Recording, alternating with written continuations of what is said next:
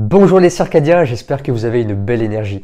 Aujourd'hui, pour le 13e épisode du Circadien Podcast, j'accueille Art Milan, qui est photographe et expert en gestion du stress. Aujourd'hui, nous vivons dans un monde assez anxiogène. Entre nos multiples obligations, que ce soit en termes d'être salarié, entrepreneur, papa, maman, les factures à régler, les crises économiques, tout ça, eh bien cela crée beaucoup de stress pour notre organisme et surtout pour notre système nerveux qui lui est mis à rude épreuve chaque jour. Et avec Art Milan, justement, on va voir dans ce podcast comment on peut mieux gérer le stress au quotidien avec des outils concrets comme par exemple la respiration. On va également aborder le sujet des réseaux sociaux qui sont quand même une source de stress psychologique considérable et dont on n'a pas forcément conscience, mais aussi de toute l'emprise qu'a cette société sur les individus qui la constituent en ce qui concerne les distractions, les addictions, la comparaison aux autres ou encore le manque de liberté. On va également aborder le sujet du confort, du surconfort dans lequel nous baignons aujourd'hui et on va voir à quel point cela peut être délétère pour nous. En tout cas, vous allez voir, c'est un podcast passionnant. On aurait pu encore parler pendant des heures tant nous étions embarqués dans les sujets de conversation. Si ces podcasts te plaisent, tu peux bien évidemment mettre un petit pouce bleu, cela permet de récompenser mon travail et de mieux référencer ces vidéos. Tu peux également les partager autour de toi pour les faire connaître à un maximum de personnes. Et enfin, tu peux également faire un don du montant de ton choix et l'argent qui sera récolté permettra d'améliorer la qualité des podcasts pour vous offrir une expérience beaucoup plus optimale. En tout cas, je te remercie pour ton soutien. Je te laisse avec ce podcast et j'espère qu'il va beaucoup te plaire et je te souhaite une très belle écoute. Mais Parfait, si tu veux, parfait. moi j'aime bien enquiller un petit peu sur un tour d'inclusion. Ok, En gros, il c'est-à-dire. s'agit simplement de partager l'énergie dans laquelle tu es en ce moment. Oh, Tu vois que si par exemple tu as envie de partager quelque chose de positif, l'énergie dans laquelle tu es en ce moment, ou si à ouais, l'inverse, il y a quelque chose qui te stresse, qui t'a un petit souci qui t'a pesé un petit peu sur toi, bah tu peux le partager pour pas que ça entrave l'échange. avec plaisir. Bah écoute, justement, le petit truc qui me stressait, c'était que j'avais besoin de mettre au clair certains aspects juridiques. Donc je suis sorti, j'ai changé de comptable. Ce matin, j'étais chez mon comptable pour tout mettre au clair et tout mettre à plat. Et j'en sors libéré d'un poids, l'esprit léger. Donc c'est un grand bonheur, un boulet au pied en moins et une source de stress en moins. Et du coup, bah, je vais pouvoir aborder avec sérénité la semaine prochaine où je vais partir en voyage pour la première fois depuis longtemps Hmm, à Istanbul avec magnifique. deux amis qui sont entrepreneurs et qui sont photographes, qui sont des créateurs de contenu, un peu des aventuriers, qui ont cette fibre-là. Et du coup, on va prendre 5-6 jours à Istanbul pour s'amuser, pour découvrir, pour bouger, en fait. Vraiment ça, pour être dans le mouvement, pour faire plein de trucs, faire plein de photos. Et j'attends ça avec impatience parce que bah, c'est pas arrivé depuis quand? Depuis l'été dernier, je suis pas parti comme ça. Hmm, Et je suis pas parti aussi loin depuis l'avant-Covid, hein, avant tout ce bordel. ouais. J'espère que Bah, je vais pas faire sauter ton live. il n'y a pas de problème. On est ouvert et si c'est supprimé, ce sera remis. Exactement. Exact. Je Numéro vais faire le forcing. forcing. Ouais. Voilà, c'est ça qu'il faut. Et moi, pour partager un petit peu mon énergie dans laquelle je suis en ce moment, bah, comme je te le disais tout à l'heure en off, j'ai ce besoin cette envie de changement. Ouais, D'ailleurs, dans tous les petits tours d'inclusion, j'en parle avant chaque podcast parce que c'est mon mood du moment, c'est que j'ai envie de bouger, j'ai envie de voyager, j'ai envie de découvrir un peu du monde parce que ça ouais. fait quand même presque 3 ans que je suis dans ma grotte à Nîmes. Ok. Toi aussi? Ça me Exactement, parle. même au niveau des relations sociales, tu vois, je suis assez coupé, je suis dans mes projets, dans ma bulle. Hmm. Et voilà, c'est boulot, dessin, boulot, workout, manger, dodo, tu vois. Donc, je suis comme un moine. Du coup, j'ai besoin de mouvement, tu vois. J'ai besoin de bouger. Et puis, il y a ce truc dont tu parlais, la citation que j'aimerais bien que tu la répètes. Ah ouais, avec plaisir. C'est pas tout à fait une citation, mais disons que c'est un espèce de précepte des Indiens d'Amazonie, je crois, qui s'appelle l'arbre et la pirogue, et qui met le doigt sur ce grand paradoxe qu'on a à nous tous, les hommes, à savoir, d'un côté, ce besoin d'ancrage, ce besoin de bâtir quelque chose, d'avoir un point de chute, et à l'opposé, ce besoin d'aventure, de découverte, de mouvement, de changement. Et ça s'appelle l'arbre et la pirogue parce que l'arbre représente l'ancrage et le côté fixe, le côté sédentaire, et la pirogue, le mouvement. Et en fait, la morale de cette histoire, c'est que sans arbre, pas de pirogue, puisque la pirogue, elle est faite du bois de l'arbre.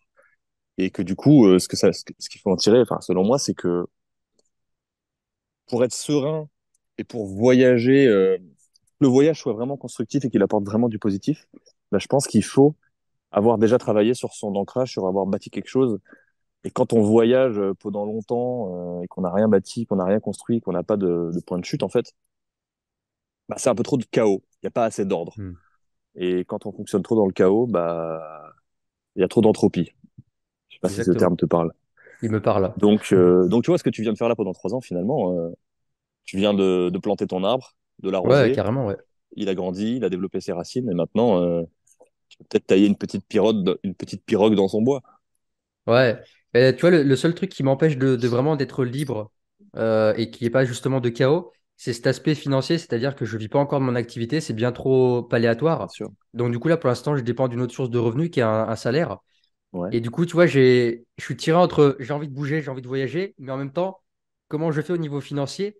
Et du coup, c'est ça là, c'est le seul blocage parce que sinon, je pars, tu vois, je lâche tout et Ouais, je ouais, ouais, pars, ouais. quoi. Parce qu'en soi, mon activité, bah, elle est en ligne, donc Ouais, je peux être totalement libre au niveau géographique. Mais c'est juste ce truc-là, tu vois, cette stabilité financière que pour l'instant que j'ai pas. ouais. Donc, encore une fois, je continue de tailler ma pirogue, tu vois, avant de prendre le large. Mais Ouais, en tout cas, ouais. j'espère pouvoir, j'espère qu'elle soit opérationnelle très bientôt. J'en doute pas une seconde. J'en doute pas une seconde. Bah, c'est un peu comme toi, hein. Moi, j'ai mon activité principale à côté qui me permet de vivre, qui a rien à voir, qui est la photo. Et bah, j'essaye de développer mes deux activités en même temps, ce qui est très difficile, ce qui demande beaucoup de travail, Hmm. mais il suffit de se concentrer sur pourquoi on le fait et de voir à long terme, et on trouve tout de suite l'énergie pour alimenter le moteur. Exactement. Exactement. Et toi, c'est quoi du coup un petit peu ton background? Parce que on s'est rencontrés sur les réseaux. Alors, je Ouais, sais que tu parles beaucoup de gestion du stress, etc. exactement, exactement. Mais du coup, je voulais savoir un petit peu comment est-ce que tu en es venu à ça? Est-ce que parce que toi, justement, tu as eu des grosses difficultés, tu étais quelqu'un peut-être de très anxieux quand tu étais jeune Ouais. ou même encore aujourd'hui, tu dois encore faire face à ça? Ou est-ce que tu t'es dit, bah, c'est la demande aujourd'hui, étant donné les circonstances actuelles, c'est une forte demande et du coup, j'aimerais apporter ma patte à l'édifice, ma pierre à l'édifice, Alors, pardon. il y a une part d'opportunisme. Je pense qu'il y a toujours une part d'opportunisme. J'ai bien vu que les gens commençaient à prendre conscience que la gestion du stress était un problème dans leur vie et que ça avait des conséquences. Donc, c'est le contexte qui a fait que j'ai voulu en faire une activité professionnelle. Ça date d'il y a à peu près depuis début 2020. Janvier 2020, je voulais faire des interventions en entreprise pour sensibiliser les salariés à toutes les problématiques de gestion du stress et de comment gérer le stress dans une société, dans une entreprise, dans une échelle hiérarchique. Mais ça vient de bien plus loin que ça, parce que, ouais, comme tu l'as deviné, moi, à la base, euh, si j'ai commencé à m'intéresser à tout ça, c'est parce que j'en avais besoin moi-même. Quand j'étais ado, j'étais beaucoup trop anxieux, j'étais beaucoup trop perméable à toutes les sources d'anxiété. Et c'était horrible de vivre comme ça, c'était un poison. Hmm. C'était un frein pour plein de choses, tu vois. J'en ai parlé dans une vidéo, mais une anecdote que j'aime bien donner pour que les gens se rendent compte. Quand je suis arrivé à Paris en 2010, j'avais 16 ans. Le simple fait, quand j'étais dans le bus, le simple fait de demander aux gens de se pousser pour pouvoir descendre à mon arrêt, j'avais mon cœur qui doublait de rythme, tu vois. Juste à l'idée de dire aux gens, pardon, excusez-moi, je descends. Hmm. Te dire à quel point j'étais paralysé par le stress, inhibé par le stress. Et du coup, Est-ce j'ai que c'était commencé à du m'intéresser stress à ou tout est-ce ça. que c'était de la timidité, ça? C'était de l'anxiété, c'était de la peur du rejet et de la peur de déranger les gens qui générait de l'anxiété, anxiété qui elle-même générait une paralysie complète, quoi. Si tu vois un peu comment fonctionne le cerveau, Hmm. euh, Est-ce que justement, tu penses que avec le recul, peut-être que tu as eu un point d'éclairage sur ça, le fait de pas oser déranger les gens, de pas t'imposer, est-ce que tu ouais. penses que ça, peut-être, tu as été élevé comme ça et que du coup, on t'a dit, oui, bah, pour être bien vu, faut se taire, faut fermer sa tronche et être gentil. Est-ce que t'as su faire un point de connexion où il n'y a pas de rapport? Eh ben, écoute, au contraire, j'ai pas été élevé comme ça. J'ai pas été élevé comme ça puisque j'ai toujours vu mes parents prendre des risques dans la vie, dans la vie professionnelle et parfois se casser la gueule, parfois réussir. Donc j'ai eu cet exemple-là et c'est peut-être le fait d'avoir eu cet exemple-là qui moi me motive à faire ce travail et à faire en sorte que les choses s'améliorent. Mais ça vient pas de là. Alors, j'en ai fait plein des liens et les connexions avec les premières années de ma vie, mais si tu commences à développer là-dessus, on en a pour un moment, mais c'est le nœud du problème. C'est toujours la source du problème. Et pour moi, c'est ça les fondamentaux du développement personnel. C'est clairement la psychothérapie, hein. Hmm. C'est pas de faire de l'auto-hypnose devant le miroir à dire je suis riche, je suis beau, j'ai confiance en moi. Ça, c'est un peu une couche de peinture par-dessus la crasse. Mais du coup, ça a commencé comme ça. Ça a commencé par le fait que je m'intéresse au sport, à la musculation, pour me sentir mieux dans ma peau, pour avoir plus confiance en moi. Puis après, j'ai commencé à m'intéresser à l'importance de la nutrition parce que je voulais pas faire des séances de sport pour rien, tu vois. Je voulais que ce soit rentable, en fait. Puis j'ai commencé à me rendre compte qu'il fallait aussi que j'ai un sommeil de qualité, sinon je pouvais m'entraîner correctement, manger correctement, bah ça allait pas marcher, il manquerait toujours une roue au carrosse. Puis à cette époque-là, j'ai découvert la méthode Lafay. Puis j'ai commencé à prendre encore plus de recul dans mon approche des choses, à découvrir Edgar Morin, à découvrir Henri Laborie, des mecs comme ça, qui étaient vraiment mais tellement en avance sur leur temps. Je dis qui était, mais Edgar Morin, il est encore vivant, ce génie là. Henri Laborie, lui, il ne l'est plus. Puis, il y a eu, ça s'est ajouté de couche en couche, tu vois. Hmm. Ça a commencé, comme je t'ai dit, par le sport, nutrition, sommeil, psychologie, anthropologie, psychologie sociale, psychologie évolutionniste, neurosciences, fonctionnement cognitif, attrait pour la spiritualité. J'ai eu ma grande période où j'étais où j'étais beaucoup là-dedans, même un peu trop. J'en suis revenu un petit peu. Donc, j'ai un peu plus trouvé l'équilibre depuis. Et puis, il y a eu après la grande période approche systémique, notamment grâce à... Palo Alto. Alors non, alors j'en Ah, entends beaucoup parler, je me suis pas beaucoup intéressé à ça, mais c'est vrai que quand je regarde un petit peu, ça correspond exactement à l'approche que j'ai. Et moi, c'est surtout un livre qui m'a fait une sorte de déclic, ça s'appelle Le Macroscope, ok. Microscope, Macroscope, de Joël de René. Hmm. Joël de René, c'est un Français, un scientifique, qui parle beaucoup d'épigénétique. Je pense que ça te parle. Et Carrément. l'épigénétique, bah, c'est cette science qui dit que tu peux modifier l'expression de ton génome. En fait, tu peux tout modifier dans ta vie en fonction de tes habitudes alimentaires, de comment tu gères ton stress, quelles sont tes relations sociales, comment tu dors, quelle est ton activité sportive. Et du coup, j'ai fait le lien entre toutes ces activités-là. Donc, j'ai vu un peu la toile se tisser et j'ai continué à agrémenter ma réflexion comme ça jusqu'à, on va dire, l'année 2016, où j'ai commencé à intégrer aussi l'approche gestion du stress, les travaux d'Henri Laborie, la fuite, le combat, l'inhibition. Et au fur et à mesure des années, à force de lire des livres, d'écouter des conférences, d'expérimenter sur moi-même, d'être mon propre cobaye en fait, Hmm. de donner des conseils aussi aux gens qui étaient demandeurs, de voir les répercussions que ça pouvait avoir chez eux.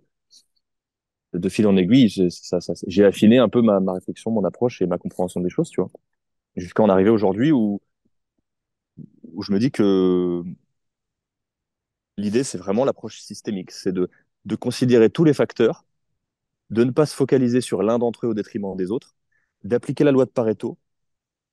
Tu vois ce que je veux dire par là? Et en fait, de pas trop se prendre la tête, parce que finalement, en appliquant quelques grands principes, c'est relativement simple, quoi. C'est Hmm. du bon sens.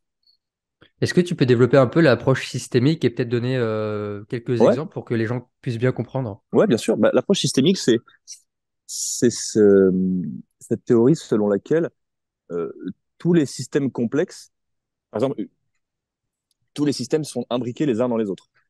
C'est un peu comme comment ça s'appelle? Tu vois, le show romanesco, la fractale, Oui. où t'as le même motif qui se répète à des échelles de plus en plus grandes ou de plus en plus petites.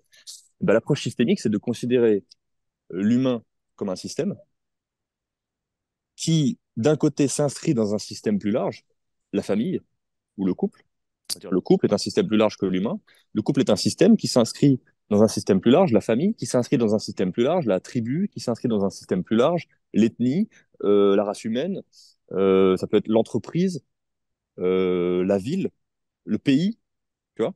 Et en dessous, à l'échelle micro, bah, le système être humain est composé de sous-systèmes. D'ailleurs, on les appelle déjà systèmes, hein. Système endocrinien, système respiratoire, système immunitaire, système digestif, système musculo-squelettique, système Nerveux. reproducteur, mais endocrinien, Hmm. c'est un peu pareil. Système nerveux, bien sûr, très important. Et tous ces sous-systèmes sont eux-mêmes composés de sous-systèmes, d'organes, sont composés de cellules, qui elles-mêmes sont composées de molécules, qui elles-mêmes sont composées d'atomes. Et en fait, tous ces systèmes interagissent les uns avec les autres et sont interdépendants des uns avec les autres. Et un peu à la manière d'un écosystème, on en revient toujours au terme système. Prenons l'exemple de la chaîne alimentaire. Si tu prends un élément de la chaîne alimentaire et que tu l'enlèves, tu crées une micro-perturbation qui va avoir des macro-répercussions, qui va avoir des répercussions sur l'ensemble. Tu vois. Et du coup, j'essaie d'appliquer cette approche-là à la santé, au bien-être, à la santé humaine, santé physique, mentale, émotionnelle. Et je me rends compte que bah, j'ai l'impression que c'est ce qui fonctionne le mieux, quoi. C'est ce à quoi j'arrive quand j'essaie de prendre le plus de recul possible et de complexifier mon approche et de Hmm. complexifier ma pensée. Bah, c'est cette fameuse, fameux principe holistique, c'est-à-dire que Exactement. on peut pas, enfin, s'il y a un organe dans ton corps qui déconne, bah, tout le reste, ça va déconner. Et comme tu en parlais tout Exactement. à l'heure, il manquait une roue à ton carrosse, c'était le sommeil. Ça peut Ouais. être l'alimentation pour certaines personnes, ça peut Ouais. être, La vie tu vois, sociale, c'est ce que tu as dit tout à l'heure. ouais, la vie sociale. Moi, par exemple, ce qui me manque, c'est la vie sociale, et je le C'est ressens, très important. tu C'est vois. hyper important pour ton équilibre hormonal, Mm. pour plein de choses, tu le sais bien. Donc ouais, c'est ça. Et, Intéressant. et je voulais dire un truc, mais j'ai oublié, ça va me revenir au Ça fur et à mesure. reviendra. C'est toujours comme ça. Oh, je sais plus. Je sais plus. Si tu veux enchaîner sur ce que Ouais, tu mais veux, je c'est pas t'en prie. grave. Ça va me revenir. Est-ce que de tout ce que tu as pu expérimenter, quels sont tu peux même en citer entre un et 3 les Ouais. éléments les plus puissants qui vont te permettre de gérer le stress? Alors, les éléments les plus puissants, Est-ce que ça va être justement se protéger de quelque chose, peut-être une source de pollution? Est-ce que ça va être au niveau mental? Est-ce que ça va être au niveau physique? Est-ce que ça va être au niveau de l'environnement? On parlait d'épigénétique. ouais, Selon toi, qu'est-ce qui ouais. fait que ça pourrait, qu'est-ce qui peut perturber le plus, stresser le plus un système qui est le corps humain? Le, le manque de liberté. Oh. Le manque de liberté d'action. Puisque, Henri Laborie, un système nerveux, c'est fait pour agir, pas pour réfléchir. Et que si tu es soumis à énormément de sources de stress dans ta vie, mais que tu as toujours une liberté d'action par la fuite ou le combat, tu vas décharger toute cette énergie mobilisée pour répondre au stress. Quand je dis cette énergie mobilisée, c'est toutes les réactions biologiques de ton corps, toutes les réactions hormonales qui mobilisent de l'énergie pour être capable de répondre au stress. Et bien cette énergie-là, du moment que tu peux la décharger, que tu peux l'évacuer par l'action motrice, ça va. Le plus gros problème, c'est l'inhibition de l'action. C'est ce que dit Henri Laborie. C'est quand ton action est inhibée, que tu ne peux ni fuir ni combattre, que tu es prisonnier de ta vie, prisonnier de ton quotidien, prisonnier de ton job qui te plaît pas, prisonnier de ta ville qui te plaît pas, et que tu commences à ressentir cette sensation de frustration, cette espèce de sensation d'oppression, un peu comme si tu avais une camisole de force, tu vois, qui t'empêche d'agir. Et ben ça, c'est le début du cercle vicieux, selon moi. C'est l'élément le plus important. Donc, en réponse à ça, favoriser le mouvement et comprendre quel est l'intérêt du mouvement et comprendre pourquoi ça fait autant de bien d'aller courir ou de faire de la boxe. Ensuite, je te dirais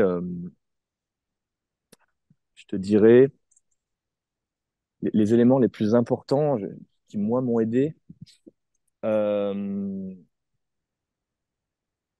comprendre quels sont les fondamentaux et comprendre qu'en fait, une réaction de stress, elle peut être légitime ou pas, qu'elle peut être rationnelle ou pas. Je m'explique. Si là, il y a une voiture qui fonce vers moi à 50 km/h et que j'ai une réaction d'anxiété et de stress qui me permet de survivre, elle est légitime, cette réaction, Hmm. parce que le danger est réel. Si par contre, j'ai des mémoires traumatiques qui font que j'ai peur d'être jugé par les gens parce que j'ai été humilié dans mon enfance, et que là, quelqu'un se fout de ma gueule et se moque de moi, je vais avoir une réaction de stress et je vais générer de l'anxiété. Euh, j'ai oublié le nom de cette glande dans le cerveau, l'hippocampe, je crois. Peut-être une connerie, mais mon L'hypophyse. cerveau, pas l'hypophyse, l'autre. Bref, mon cerveau va Ah, s'exciter, l'hypothalamus. l'hypothalamus, Oui. exactement, Et l'hippocampe il me étant semble. un petit animal de mer. Oui, mais ça marche aussi. Ouais. En tout cas, si j'ai ces mémoires traumatiques-là, je vais avoir des réactions d'anxiété qui sont pas légitimes. En vrai, Hmm. quelqu'un qui se moque de moi, je risque rien, Ouais, il n'y a pas de mise en danger du rationnellement. corps. Ouais. Et donc ça, c'est un des trucs les plus importants, c'est comprendre, à savoir faire la différence entre les dangers réels et les dangers que l'on surinterprète. Et pourquoi on les surinterprète? Parce qu'on a des modes de fonctionnement neuronaux qui sont automatiques, des schémas de fonctionnement qui sont automatiques, qui sont la conséquence de mémoires traumatiques, et qu'il faut régler ce problème à la racine, et ça passe par avoir un bon psy. Hein. Genre, si t'as pas un bon comptable, tu peux pas construire une entreprise. Si t'as pas un bon psy, à part si tu as eu énormément de chance dans ta jeunesse, tu vas avoir du mal à te construire sur des fondations stables. Hmm. Tu vois? Donc ça, je te dirais, le deuxième truc. Et le troisième truc, je cherche en même temps, qui m'aide à gérer mon stress, c'est comprendre comment fonctionne le système nerveux. Ouais, Comprendre que j'ai le contrôle sur mon niveau d'activité mentale et que j'ai même la clé, et que la clé, elle est très simple, c'est la respiration. exactement. Ouais, je Bingo. sais que ça te parle, ça. Ah oui. La respiration, c'est la clé qui nous permet de reprendre le contrôle et de pas être en roue libre, en fait. Hmm. Je dis Ah souvent yes. que le stress, c'est un curseur, en fait. Tout est un curseur. Il n'y a rien qui est un ou deux. Il n'y a rien qui est binaire. Tout est un curseur. En fait, le stress, c'est un curseur. Et le mode de vie moderne, il prend le curseur à notre place et il le pousse au maximum sans nous demander notre avis, tu vois. Et en fait, la respiration, c'est, hop, je reprends le curseur et j'en fais ce que je veux. Je le place où je veux en fonction de quoi j'ai besoin. J'ai besoin de me réveiller le matin. J'ai besoin d'être hyper au taquet aujourd'hui parce que, je sais pas, moi, j'ai un truc, je dois négocier un deal, je sais pas. Et ben, je pousse le curseur. J'ai besoin de me détendre parce que il se passe beaucoup de trucs imprévus dans ma vie, beaucoup de trucs que je ne contrôle pas et j'ai besoin de me calmer un peu pour pas surréagir. Et ben, je veux faire baisser le curseur. Et j'ai le contrôle là-dessus, tu vois. C'est Donc trop voilà, je te puissant. dirais ça. Ouais. C'est un truc que j'ai découvert, la respiration, euh, quand je me suis remis à des pratiques plus naturelles et j'ai découvert la méthode Wim Hof, la Ouais, fameuse. ouais, Ensuite, je me suis penché avec le côté Ayurveda, Pranayama. Et ouais, en fin de compte, tu le dis, c'est que comprendre le système nerveux, c'est que le système nerveux autonome, comme on dit son nom, il est autonome. Et ouais, en fait, c'est-à-dire qu'en fait, il gère en fait les fonctions du corps, comme la respiration, la température, certaines hormones, etc. Et que justement, grâce à la respiration, on peut influencer le système nerveux autonome. C'est-à-dire, exactement. il est censé être autonome. Et c'est ça qui est dingue. Et c'est ça que j'ai C'est appris avec la respiration Wim Hof. Et moi, ça a changé ma vie. Donc là, c'est vraiment un thème croustillant. ah ouais, vraiment. Balance tout ce que tu as, vas-y, sur la respiration. Bah écoute, moi j'en ai pas fait un domaine d'expertise puisque je ne suis expert en rien.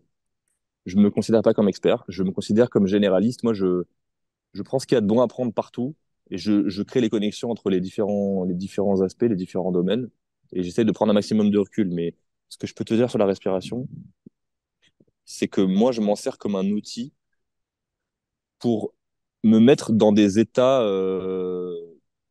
qui correspondent à ce que je veux faire. Je m'explique. Hmm. Si je veux dormir, si je suis trop excité le soir et que je veux dormir plus facilement, eh ben, je vais faire de la respiration, je vais chercher à allonger les phases d'expiration, à travailler le diaphragme et à inspirer toujours de la même façon, 5 secondes, et à expirer de plus en plus lentement. Au fur et à mesure, j'arrive à des cycles où j'expire pendant 1 minute, tu vois. Et quand tu expires pendant 1 minute, que tu expires très lentement, ton niveau d'activité mentale, il baisse tellement. C'est comment les ondes cérébrales, alpha, bêta, gamma, je Alpha, sais plus, tu dois theta. voir. C'est ça, ouais. Et ben, mon niveau d'activité mentale baisse tellement que j'arrive un peu dans les mêmes états que quand tu fais je crois que c'est le yin yoga, où tu es euh, quasiment en sommeil, tu es quasiment en le phase de yoga sommeil, mais nidra, pas tout non? à fait. C'est ça, yoga nidra. Oui. Et ben, en faisant ce type de respiration diaphragmique, pardon, j'essaie de pas faire un trop gros contre-jour, là c'est Hmm. bien. Et ben, je sais que si je fais ce type de respiration-là, je vais me mettre, je vais me mettre en condition pour dormir. À l'inverse, le matin, euh, vu que moi j'ai tendance à être très sensible au stress et à surréagir à beaucoup de choses. Par exemple, si je dois entrer en conflit avec quelqu'un ou entrer en désaccord avec quelqu'un, je vais avoir des réactions de stress complètement incontrôlables. Disons que le travail de psychothérapie n'est pas terminé, c'est le travail d'une vie, tu vois. Et Exactement. donc, pour me protéger de ça, le matin, je sais que faire 15 minutes de Qigong, où je fais de la respiration profonde et une espèce de gymnastique douce, bah, je vais être beaucoup plus stable émotionnellement dans la journée, beaucoup plus calme, et je vais aborder ce genre de choses de manière beaucoup plus relaxe, en fait. Je vais avoir beaucoup plus de contrôle là-dessus. Par exemple, j'ai tendance à être un peu anxieux socialement. Eh ben, quand je fais du Qigong le matin et que je respire profondément 15 minutes le matin avant de commencer ma journée, je ressens beaucoup moins cette anxiété sociale. Je vais beaucoup plus facilement vers les gens. Alors que je suis quelqu'un de très social, tu vois. Une fois que le contact est établi, je me nourris des relations sociales. J'en sors énergisé. C'est le principe de l'extraversion, j'ai l'impression. Hmm. Mais si je fais pas ce qu'il faut, si j'ai pas mes petites routines bien-être, c'est beaucoup plus difficile. Et je retombe un petit peu dans mes fonctionnements automatiques, qui sont clairement dysfonctionnels, tu vois. Ouais, je comprends tout à fait. Et je l'utilise pas. S'il y a un autre moment où j'utilise la respiration, c'est la méthode Wim Hof, il me semble. C'est quand tu inspires et juste tu laisses le surplus d'air ressortir. Oui. Tu fais ça 20 fois. Après, tu inspires et tu restes en apnée le plus longtemps possible. Et tu expires et tu restes en apnée le plus longtemps possible. Alors, en fait, tu fais 30 inspirations des hyperventilations. C'est ça? Et à la Ouais, c'est ça. 30e, t'expires à poumon vide. Donc, Ouais, t'expires pas complètement. Et là, tu retiens et tu peux tenir. Moi, là, en ce moment, enfin, avec les années, je peux tenir 2 3 minutes en putain, c'est apnée. ouf. Et quand tu ressens l'envie de respirer, là, tu prends une profonde inspiration, tu contractes le périnée, tu fais monter l'énergie dans le cerveau. En tout Ouais, cas, moi, ouais, c'est ce ouais. que je fais. J'ai un peu mélangé le pranayama, tu vois. Et là, tu sens que ça pétille dans la tête, quoi. Et par exemple, tu vois, je l'ai fait ce matin, je l'ai fait avant-hier. Parce que j'en avais envie, en ce moment, j'ai envie. Et ça me Ouais, donne une clarté mentale, ça me booste au niveau cérébral, tu vois, vraiment une clarté mentale. Parce qu'en fait, tu t'es déjà mis en état de stress dès le matin avec la respiration. Ensuite, je suis allé dans ma salle de bain me prendre une douche froide. Et puis après, je me suis fait une autre respiration elle est un peu particulière, elle n'est pas très connue, mais en fait, tu peux des fois tomber dans les vapes. ouais. Et moi, je suis un peu fou le matin, tu vois, j'ai besoin de m'énergiser, tu vois, j'adore ça avec la Et comme moi, toi, respiration. t'aimes bien les extrêmes. Ouais, je balance du son, de la douche froide, de la respiration Ouais, au bah, taquet. pareil. Mais des fois, j'ai besoin justement de me reposer parce que je peux m'épuiser, tu vois. Donc, du coup, le matin, des fois, je vais coupler avec soit de la cohérence cardiaque ou soit avec Nadi Ouais, j'aime Shodhana, bien. que j'aime beaucoup, Ça, pour je le fais pallier. jamais, tu vois. J'en entends beaucoup parler. J'aime beaucoup, ouais. Ok. Et ouais, bah, le truc de Wim Hof là, que tu as décrit, je le fais rarement, mais je le fais soit quand je sens que je commence un peu à somnoler au volant, Ouais, bah et oui. c'est incroyable, soit avant un coup de téléphone important, ou avant un entretien, ou avant un truc où il y a de l'enjeu, tu vois. Parce que ça me calme. Et j'aborde les choses de manière tellement calme et je prends des bien meilleures décisions parce que je suis pas en pilote automatique, Ouais, tu vois. ouais, Et carrément. et t'as dit un truc, ouais, tu parlais de pranayama en parlant du périnée. C'est ça, c'est le travail du périnée et du transverse, le pranayama? Alors, en fait, dans le pranayama, si tu veux, tu as ce qu'on appelle les bandhas. Ouais, Ouais, les bandhas, en fait, c'est les contractions. Et d'accord. si je ne me trompe pas, il y en a trois en tout. Non, il y en a plus que ça. Tu as la contraction du périnée, tu as la contraction des abdos. Tu sais, Ouais. quand tu rentres le ventre et que tu fais Uddiyana Bandha, l'avalement du ventre. C'est le vacuum, le transverse, ouais, ouais. Exactement, ouais. Ça, c'est un truc que je fais tous les matins aussi. Je me masse les intestins. Ouais, ouais. Ensuite, tu as contracté, enfin bloqué la jugulaire. Donc, quand tu es à poumon plein, par exemple, là, tu rentres le menton et là, tu bloques ta jugulaire. Et après, tu en as un autre, je crois que c'est la langue, tu la rentres carrément dans le palais, tu la fais quasiment avaler, tu vois. Enfin, il y a plein de Tu, trucs et, tu, et tu appuies contre le palais, c'est ça? Ouais, en gros, ouais, tu fais une Alors, rétroversion de la langue, quoi. Et en fait, tout cela, en fait, à coupler avec une visualisation, c'est-à-dire ouais, tu visualises l'énergie monter le long de ta colonne vertébrale. Ça ouais. s'approche un petit peu à l'élévation de la Kundalini. Kundalini, Là, je exactement. sens que ça pulse en fait dans la tête et que tu sens que ça pulse quoi dans la tête, ça te réveille. C'est les maoïstes qui étudient beaucoup ça, sur la sexualité, l'énergie masculine, Oui, etc. Et ouais, je pense que tu as déjà remarqué, euh, comme par hasard, le périnée, c'est l'emplacement du premier chakra. Le ouais. transverse, c'est l'emplacement du deuxième. Le diaphragme, c'est l'emplacement du troisième. Tu m'as parlé de la jugulaire, c'est l'emplacement du cinquième, la communication. Bon, et après, il y a le cœur. Et bon, après, c'est glande pinéale Ouais. et chakra Et coronal, il y en a coronaire, un autre couronne. aussi, dans les pranayamas, dans les rétentions, c'est de fixer en fait le troisième œil. Donc les yeux fermés, en fait, tu es comme ça. Ouais. Tu vois. Et ça, c'est un troisième bandage, je crois. Je sais pas si ça fait partie des contractions, mais en tout cas, c'est inclus dedans. Donc c'est vrai que tu as raison, ça inclut encore tous les chakras. En fait, pour moi, la respiration, enfin, le travail des zones clés, et ça, c'est un truc que j'ai appris dans la méthode Lafay, hein. Ah, C'est les zones qu'il appelle les quatre piliers, et c'est les zones qu'il conseille de travailler pour réduire les effets de l'inhibition de l'action. La théorie de Henri Laborie.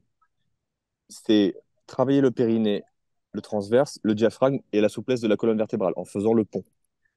Et je me rends compte qu'en fait, travailler ces zones-là, en fait, on va dire ces exercices-là, ces exercices posturaux, c'est vraiment la passerelle entre la vision traditionnelle indienne ou chinoise de la santé et l'approche européenne, l'approche occidentale. hmm, Parce que tout le monde cherche à opposer les deux. Tout le monde cherche à sacrifier l'une ou l'autre. C'est la logique sacrificielle. Elle exactement. est partout. C'est complètement con. Il y a de la nuance partout. C'est un curseur. Tu le places comme tu veux en fonction de ce dont tu as besoin. Et en fait, En fait, c'est exactement ça. Les gens qui vont balayer comme ça du revers de la main toute la théorie des chakras, si tu commences par leur expliquer qu'en fait, ça correspond à des zones clés, des tissus, des fascias, des muscles, que ça joue sur la respiration, que ça joue sur le système nerveux, sur le système endocrinien surtout, beaucoup, à mon avis, prêteront déjà un peu plus l'oreille à ce que tu dis, tu vois. Mhm. Certains, non, mais bon, ils sont peut-être irrécupérables, ceux-là. Tout à l'heure, Ouais. tu pratiques le Qigong, toi, c'est ça? Ouais. Tu t'en fais depuis combien de temps? Comment est-ce que tu as été formé? Est-ce que tu as appris par toi-même? Et quels sont les bienfaits que tu as pu en retirer? Alors, comme pour tout, je suis pas expert. Du tout, du tout, du tout. J'étais en voyage en 2019. C'est incroyable, ça, d'ailleurs. J'étais en Inde. Et, et non, je n'ai pas appris grâce à un Indien. Je traînais sur Facebook et je suis tombé sur la vidéo d'un médecin qui parlait du Qigong. Et quand je suis rentré de voyage, j'ai essayé. Et effectivement, je me suis senti extrêmement bien. Je trouvais que j'avais un niveau d'énergie élevé pendant la journée. J'étais stable émotionnellement. Et c'est ça que je recherchais le plus. Et j'avais une meilleure capacité de me concentrer, ce qui est mon gros point faible. Du coup, j'ai adhéré tout de suite. Donc, j'ai continué à le faire tous les matins. Ça m'a fait énormément de bien. Puis, je l'ai fait de manière plus ou moins régulière en 2000, fin 2019, 2020, 2021, 2022. Et là, j'ai repris bah, depuis le début de l'année. Et je le fais tous les matins. C'est le premier truc que je fais en me réveillant. Pour toutes les raisons qu'on a énoncées, hein, l'aspect bien, le bien-être, hein, les bénéfices sur la santé, la respiration, tout ça. Mais aussi parce que pour moi, c'est important de commencer sa journée avec un truc ennuyeux. Ah ouais, Et pas avec un truc trop qui stimule trop l'essence ok. Est-ce que tu peux développer? pour pas ah bah, avec plaisir bah c'est pour moi c'est l'histoire du système de la récompense, système de la dopamine, tu vois. On est surstimulé en permanence. Les contenus vidéo courts, le porno en premier et toutes ces merdes détruisent notre capacité de concentration, détruisent notre système de la récompense, nous rendent complètement cons, Mhm. atrophient nos lobes préfrontaux, nous transforment en abrutis littéralement en fait. Et pour moi, un des prérequis pour bâtir quelque chose dans la vie, c'est d'avoir une capacité de concentration importante, c'est d'être capable de faire quelque chose qu'on n'a pas envie de faire sur l'instant, mais qui va apporter de l'accomplissement sur le long terme. Et donc, je considère que c'est très important aujourd'hui déjà de limiter les stimulations sensorielles et de limiter les sources de dopamine trop importantes, genre le téléphone. Tu vois, le téléphone, c'est comme une machine à sous à disposition H24. Ah ouais, C'est un putain c'est de sûr. fléau. Et donc, c'est très important de faire ça. Donc ça, c'est le côté éviction. Il faut retirer des choses. Et c'est très important, à mon avis, d'ajouter des actions, des habitudes qui amènent du calme et de l'ennui. C'est important de réapprendre à s'ennuyer. Et c'est important aussi de réussir à trouver une cohérence entre la quantité de récompense que tu obtiens, donc la quantité de dopamine, et l'effort que tu dois fournir pour obtenir cette récompense. Et aujourd'hui, si tu peux obtenir la récompense ultime, la gratification sociale, le film porno, etc., si tu peux obtenir cette gratification ultime, le 10 sur 10 de la dopamine en fournissant aucun effort, en 3 clics, t'es foutu. Ouais. Mais vraiment, t'es foutu, tu arriveras à rien. Donc c'est pour ça que j'essaye de commencer mes journées comme ça, de joindre l'utile à l'agréable en faisant ça, parce que moi, c'est mon grand problème.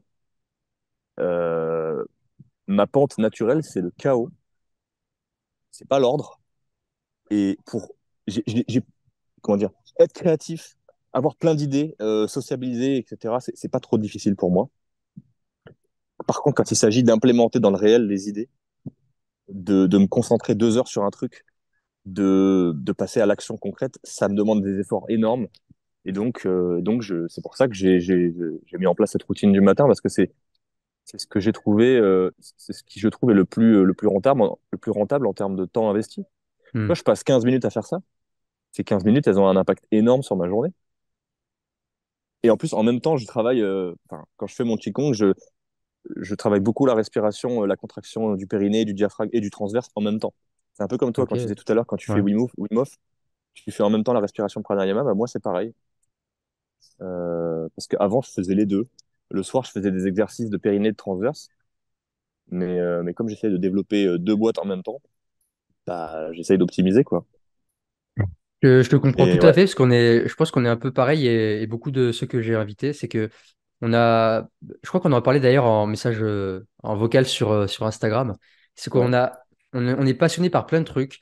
On est des touches à tout. Moi, je suis pareil, je suis ouais, comme toi, je suis un généraliste. ouais, Et en fait, on est incapable de se mettre en mode laser sur un truc, de se dire, OK, je choisis cette voie-là, ou peut-être deux, mais par contre, je mets plein de balles dans ce domaine-là, tu vois. Et c'est très compliqué parce que, en plus, c'est encore plus compliqué aujourd'hui parce qu'on a les réseaux et à chaque fois, il y a des nouveaux concepts qui sortent. Et du coup, tu as envie d'aller mettre ton nez, tu as envie d'aller acheter le dernier livre qui parle de ça, d'aller voir la dernière vidéo, le nouveau concept. Et ça demande, je pense, peut-être de. Je pense que c'est aussi les réseaux qui ont beaucoup favorisé ça parce que du coup, tu as accès à tellement d'informations que tu as envie de tout essayer et qu'au final, tu t'y perds. Tu te retrouves avec des années passées en ayant essayé 30 000 choses. Et comme on dit, il y a un peu cette phrase, moi je suis un peu comme ça, c'est-à-dire je suis un touche-à-tout, mais un bon à rien. C'est cette fameuse ouais, phrase. ouais, Alors moi, je me considère pas comme un bon à rien parce que, comme toi, en fait, j'ai pris un petit peu de partout. Et puis je l'ai ouais. fait, j'ai pris en fait ce qui me convenait. Et ensuite, j'ai designé ma routine, j'ai designé ma manière de vivre avec tout ce que j'ai pris. Mais en fait, on a ce truc on est incapable de se focaliser sur un truc. Et moi, tu vois, quand je me rappelle, quand je me souviens quand j'étais enfant, Ouais. et je travaille beaucoup avec l'auto-hypnose, des fois des régressions, Ok, quand je vois. j'étais gamin, je pouvais dessiner toute l'après-midi, toute la soirée jusqu'à 3 heures du matin et faire que ça. Bah, Il n'y moi, avait pas ma pareil. tête de penser il faut que je sois productif, demain il faut que je fasse ça, je vais me faire à manger, ah il faut que je fasse mes étirements, tiens il faut que je fasse ma respiration, ah attention à la lumière parce que ce soir pour la mélatonine. Enfin tu vois, quand j'étais enfant, il y avait cette espèce d'insouciance, cette espèce de flow qui fait que tu étais complètement libéré, tu étais complètement pour le coup libre, tu étais dans ta création, tu faisais ton truc, un seul truc, Ouais, et tu te posais ouais. pas 10 000 questions. Mais oui, mais pourquoi? Parce qu'on n'avait pas besoin de s'inquiéter pour combler nos besoins primaires en bas de la pyramide de Maslow. Nos parents s'en occupaient pour nous. Enfin, je sais Oui. pas quel était ton cas, mais moi, c'était le cas. Et donc, on pouvait laisser libre cours à notre créativité et être serein. Hmm. Quand tu es adulte et que tu fais partie des 10% des gens qui comprennent le principe de responsabilité individuelle et qui remettent pas tout sur l'État, hein, c'était gratuit ça, eh ben, tu prends tes responsabilités et donc tu es obligé de faire face à des sources de stress qui sont est-ce que je peux payer mon loyer? Est-ce que je peux bouffer? Est-ce que je peux me chauffer? Est-ce que je suis en sécurité? Etc. etc. Et tant que tu n'as pas comblé ces strates inférieures de la pyramide de Maslow, tu ne pourras pas t'attaquer à ce qu'il y avait au-dessus. Alors que quand tu avais 15 ans, tu pouvais. Tu Ouais. avec ça à foutre. Hmm. Et donc tout ça, ça oblige les gens comme nous qui avons ce qui est à la fois un don et un fardeau, cette pensée arborescente et le fait d'avoir aucune Exactement. inhibition latente et de s'intéresser à tout, ça nous oblige à poser un cadre. Parce que si on ne pose pas ce cadre, on va tourner en rond toute notre vie et on va être des fardeaux pour nous-mêmes et pour les autres, tu vois. Et on n'aura Et rien ça, accompli au final. on n'aura rien accompli et Ouais. on ne pourra pas être fier de nous, on aura honte. Et si tu as un minimum d'ego et d'amour-propre, ce qui est quand même la base, tu peux pas te résoudre à ça. Donc, tu es obligé, en fait, de prendre les choses en main et de comprendre quel est ton mode de fonctionnement et d'agir en fonction. Et nous, j'ai l'impression qu'on est vraiment pareil. C'est-à-dire que on a ce don qui fait qu'on est hyper curieux, créatif, qu'on s'intéresse à tout et qu'on fait des liens facilement entre les sujets, des liens que En parfois les gens plus, ne ouais. perçoivent même pas. Mais c'est aussi un fardeau, d'autant plus, et tu l'as dit, dans le monde dans lequel on vit aujourd'hui, qui est devenu hyper stimulant. Et si on est en roue libre, si on se laisse vivre, si on se laisse aller en roue libre, mais on part dans tous les sens, on surchauffe, on finit par exploser. Hmm. Parce que tout attire notre attention. Et à l'inverse, tu as des gens, c'est le cas de ma copine, qui ont une capacité de concentration innée, mais de dingue. Pour eux, c'est pas du tout. C'est une commodité pour ces gens-là, tu vois, de se concentrer sur un truc. C'est des gens qui sont capables de fonctionner de manière séquentielle. Ils font A, et quand ils ont fini A, ils font B, et quand ils ont fini B, ils font C. Et ça, il n'est jamais autrement. Toi et moi, à mon avis, je pense, tu me diras si je me trompe, on sait on veut arriver à Z. Bon, bah, on commence par A, mais A, ça nous fait penser à A', et A', ça nous fait penser à A', et du coup, on est A'. Ah, qu'est-ce qu'on faisait déjà? Ah, on faisait ça. Et on gaspille une énergie folle, tu vois, à s'agiter dans tous les sens. Et ce qu'on fait, comprendre notre propre fonctionnement biologique, bah, en fait, c'est obligatoire pour réussir à maîtriser toute la puissance de notre cerveau, quoi. Sinon, c'est comme si tu filais à un mec une Ferrari alors qu'il a appris à conduire avec une Twingo et qu'il a jamais rien conduit d'autre. Si tu lui Exactement. apprends pas à maîtriser la bête, au premier virage, il est au tas, comme disent les gens dans la région où j'ai grandi. Il est au tas, Ouais. dans le fossé. Donc en fait, ouais, c'est un don, mais c'est un fardeau. Faut apprendre à le maîtriser. Et les outils pour le maîtriser, ils sont à notre disposition. Et ils sont pas compliqués à mettre en œuvre, hein. Respirer, c'est pas compliqué. Euh, La Si tu commences par méditation ça, aussi. marcher, Marcher, ouais. se foutre au soleil, dédicace à notre ami le druide, euh, bouger un peu, faire un peu de sport. Puis voilà. Bon, après, si tu vis en ville, t'as un boulot hyper stressant et que t'as plein de polluants autour de toi et que t'es entouré de gens toxiques dont tu peux pas te débarrasser, il faudra peut-être faire un peu plus d'efforts pour trouver l'équilibre. Mais bon, Hmm. c'est toujours les mêmes trucs, quoi. Ouais. Et comment est-ce que tu aurais des conseils? Parce que en soi, on en parlait tout à l'heure. Le plaisir immédiat, tu vois, là, Ouais, je prends mon téléphone, j'ai faim, j'ai ouais, même pas à aller chasser, j'ai même pas à aller faire les courses à Carrefour, tu vois, ou à descendre. Il y a Uber Eats, je regarde ce qui me fait plaisir, tu vois, hop, j'appuie, puis en une demi-heure, le livreur, il est là. Moi, j'ai ouais, pas bougé mon cul du canapé, j'ai continué ma série en attendant. Et en soi, c'est un mécanisme si on prend d'un point de vue au niveau archaïque, c'est quelque chose de logique et que c'est quelque chose ouais, de naturel parce que ouais, on a toujours cherché en fait le confort, l'évitement de la douleur et bien sûr, le moindre la effort, sécurité en fait, c'est ça. Donc en exactement. fait, on est super intelligent, c'est-à-dire qu'on nous a mis aujourd'hui dans une société où en fait on a tout le confort, donc en fait on n'a même plus. Enfin, en fait c'est devenu le cerveau il réclame ça, c'est-à-dire il y a un canapé, il y a une paire de baskets. Non mais en Il y a fait Netflix, ouais il y a c'est Netflix, ça. mais en fait c'est logique au niveau archaïque, on a été conditionné comme ça à aller directement vers la facilité, vers le confort. C'est l'instinct de survie qui veut ça, Et en fait, voilà, le système, je pense que ceux qui ont créé le système, ils ont compris ça. Et bien sûr. d'ailleurs, tu pourras en donner ton avis si tu es d'accord ou pas. Et en Ouais, fait, bien tout sûr. le système a créé ça, ce qui a créé aujourd'hui des gens complètement, faut dire ce qui est affaibli. Ouais, Voilà, on attend la béquille de ce qu'on va nous dire, c'est comment on ça. doit agir, On etc. attend la béquille. Ouais, exactement. Ouais, Et c'est ça. comment les gens qui sont vraiment empêtrés dans ce confort, comment est-ce que d'après toi, est-ce qu'il y a des stratégies, est-ce qu'il y a des outils qui leur permettraient de commencer à se tirer un petit peu, s'extirper un petit peu de ce schéma dans lequel Ouais, on nous a euh, bref, t'as pas emprisonné. compris. Voilà, exactement, emprisonné. Bah déjà, je pense qu'il faut déculpabiliser et il faut comprendre que c'est illusoire de croire qu'on peut avoir la force mentale de résister à tout ça, comme ça, juste par la volonté. Les gens comme ça, c'est extrêmement rare. C'est des gens qui sont complètement coupés d'eux-mêmes, coupés de leurs émotions. Et je souhaite à personne d'être comme ça. Parce que peut-être que ça permet d'avoir plus d'autodiscipline, mais ça implique d'autres problèmes à côté. Donc je dirais ça, je dirais aux gens de ne pas culpabiliser, de prendre conscience que les gens qui ont mis en place ces systèmes, qui ont créé les réseaux sociaux, qui ont créé les systèmes de récompense, des algorithmes aléatoires, etc., sont des génies, sont des gens qui maîtrisent la neuroscience et la psychologie humaine 100 fois mieux que nous tous réunis, et qu'en fait, euh, il faut accepter qu'on est impuissant face à ça, qu'on est comme des enfants de 5 ans, ou même comme des animaux. Tu vois. Quand tu ouvres la porte de ton frigo, ton chien, il arrive, il secoue la queue parce qu'il sait qu'il va avoir une récompense. Ces gens-là ont conçu des systèmes qui parlent à notre cerveau reptilien et à notre cerveau limbique. Mais ce qui nous permet de se créer une armure face à ça, c'est de nous extraire de nos fonctionnements instinctifs, de nos fonctionnements limbiques et reptiliens. Le problème, c'est que plus on est exposé à la facilité, à la dopamine facile, à la gratification instantanée, au fait d'avoir de la récompense sans fournir d'efforts, plus on affaiblit la zone du cerveau qui justement nous permet de réfréner nos pulsions, de réfréner nos comportements instinctifs. Donc, donc c'est un cercle vicieux. Plus on s'y expose, plus ça va être difficile d'y résister. Et en fait, je pense il faut identifier.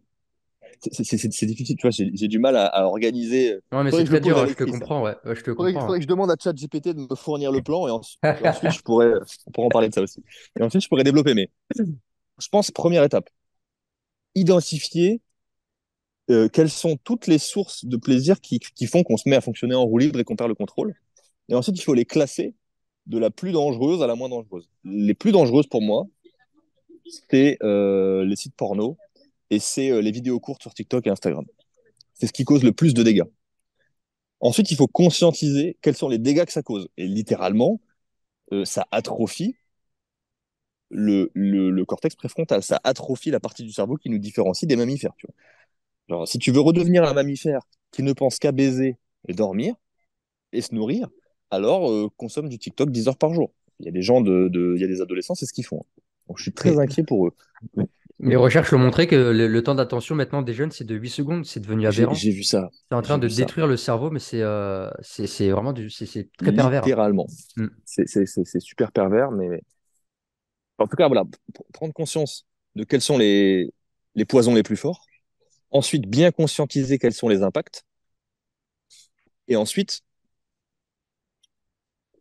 bah, déjà, le fait de conscientiser quels sont les impacts réels, d'en parler souvent. Par exemple, moi, je sais plus qui avait fait ça. Il y avait une vidéo sur YouTube qui parlait des effets néfastes du porno sur le cerveau. Et ben, à l'époque où j'étais dans cette phase de combat pour réussir à arrêter le porno, ça n'a pas été facile. Je me regardais cette vidéo. À chaque fois que je sentais que j'avais envie de rechuter, et étrangement ou pas, c'était toujours dans les moments où j'étais fragile psychologiquement, où j'avais bu un peu d'alcool la veille, où j'étais en manque de sommeil. Quand tu es en manque de sommeil, ton cerveau limbique reprend le dessus, ton cortex préfrontal a du mal à réfréner tes pulsions, donc tu retombes dans tes travers.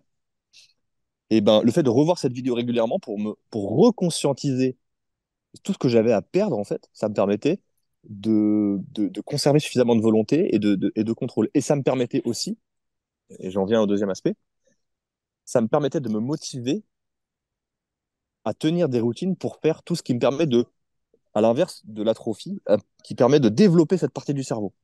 Pour développer tes capacités à réfréner tes pulsions et à garder le contrôle sur tes actions, sur tes décisions, sur tes choix. Et parmi toutes ces activités, il y a la méditation, il y a la respiration, et il y a tous les trucs où tu t'ennuies, en fait, tous les trucs où tu fais baisser où il y a peu de stimulation sensorielle, où tu fais baisser le niveau d'activité mentale.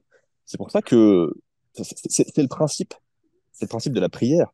C'est le principe de la Oui, méditation. C'est le principe des oui. moines. C'est le principe des retraites spirituelles. C'est littéralement de la musculation du cerveau pour réussir à atteindre un état de sagesse où, en fait, tu te laisses pas happer par la moindre tentation de gratification instantanée. En fait, c'est ce qui fait que tu deviens un être humain et que tu restes pas un putain de mammifère.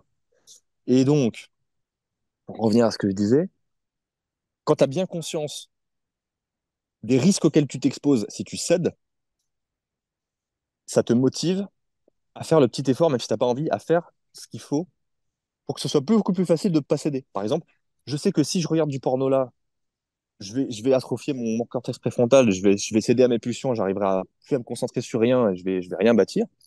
Donc en fait, je vais avoir une vie de merde, je vais pas arriver à mes objectifs.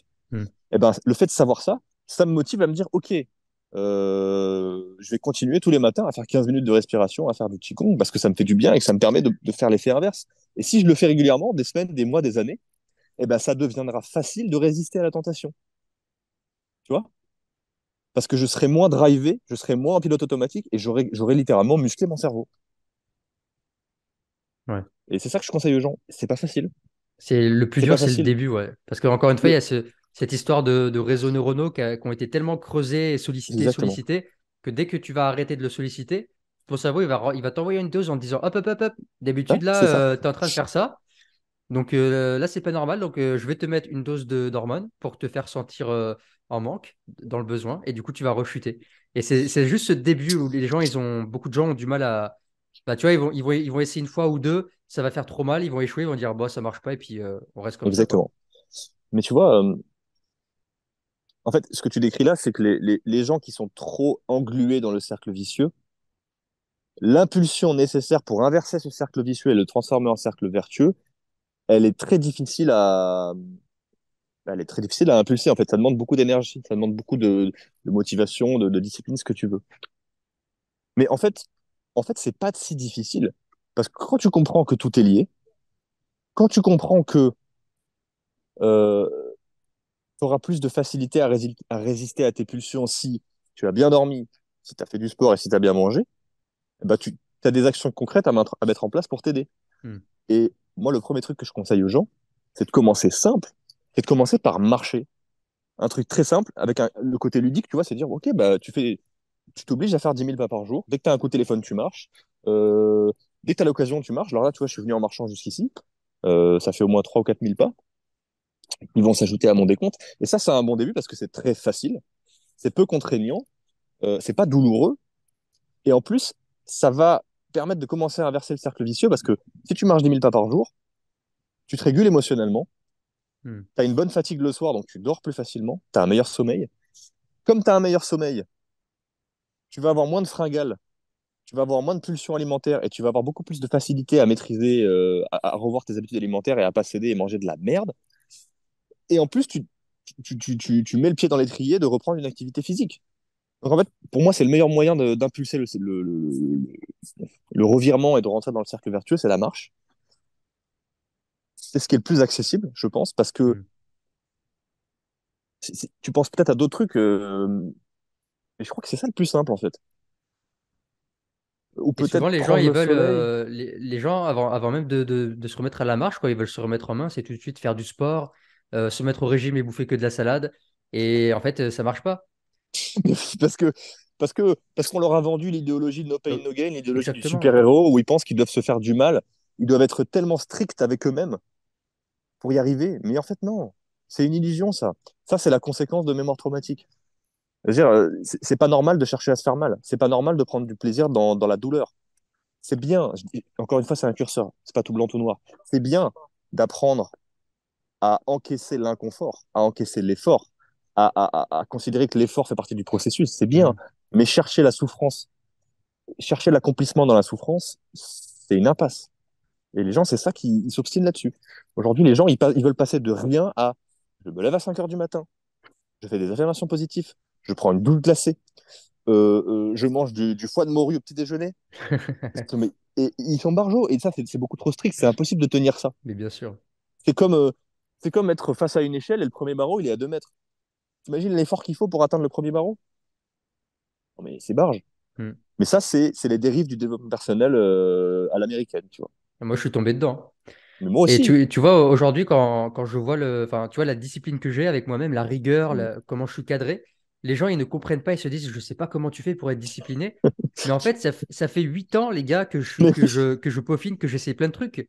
Et aujourd'hui, tout ce que je fais, qui peuvent vous sembler difficile pour vous à faire, c'est tellement naturel pour moi que c'est même plus de la discipline. Je veux dire, me lever le matin, me lever à 4-5 heures, il n'y a pas de douleur. Faire une douche froide, alors il y a quand même la douleur, c'est d'inconfort. Mais je veux dire, il y a plus de. J'ai même pas à forcer ou à. Tu vois, jamais je rechute. Enfin, je fais même plus de rechute. Il y a même pas de. Comment dire? Quand j'ai décidé que j'allais faire une douche froide ou que j'allais faire une séance de sport, je la fais.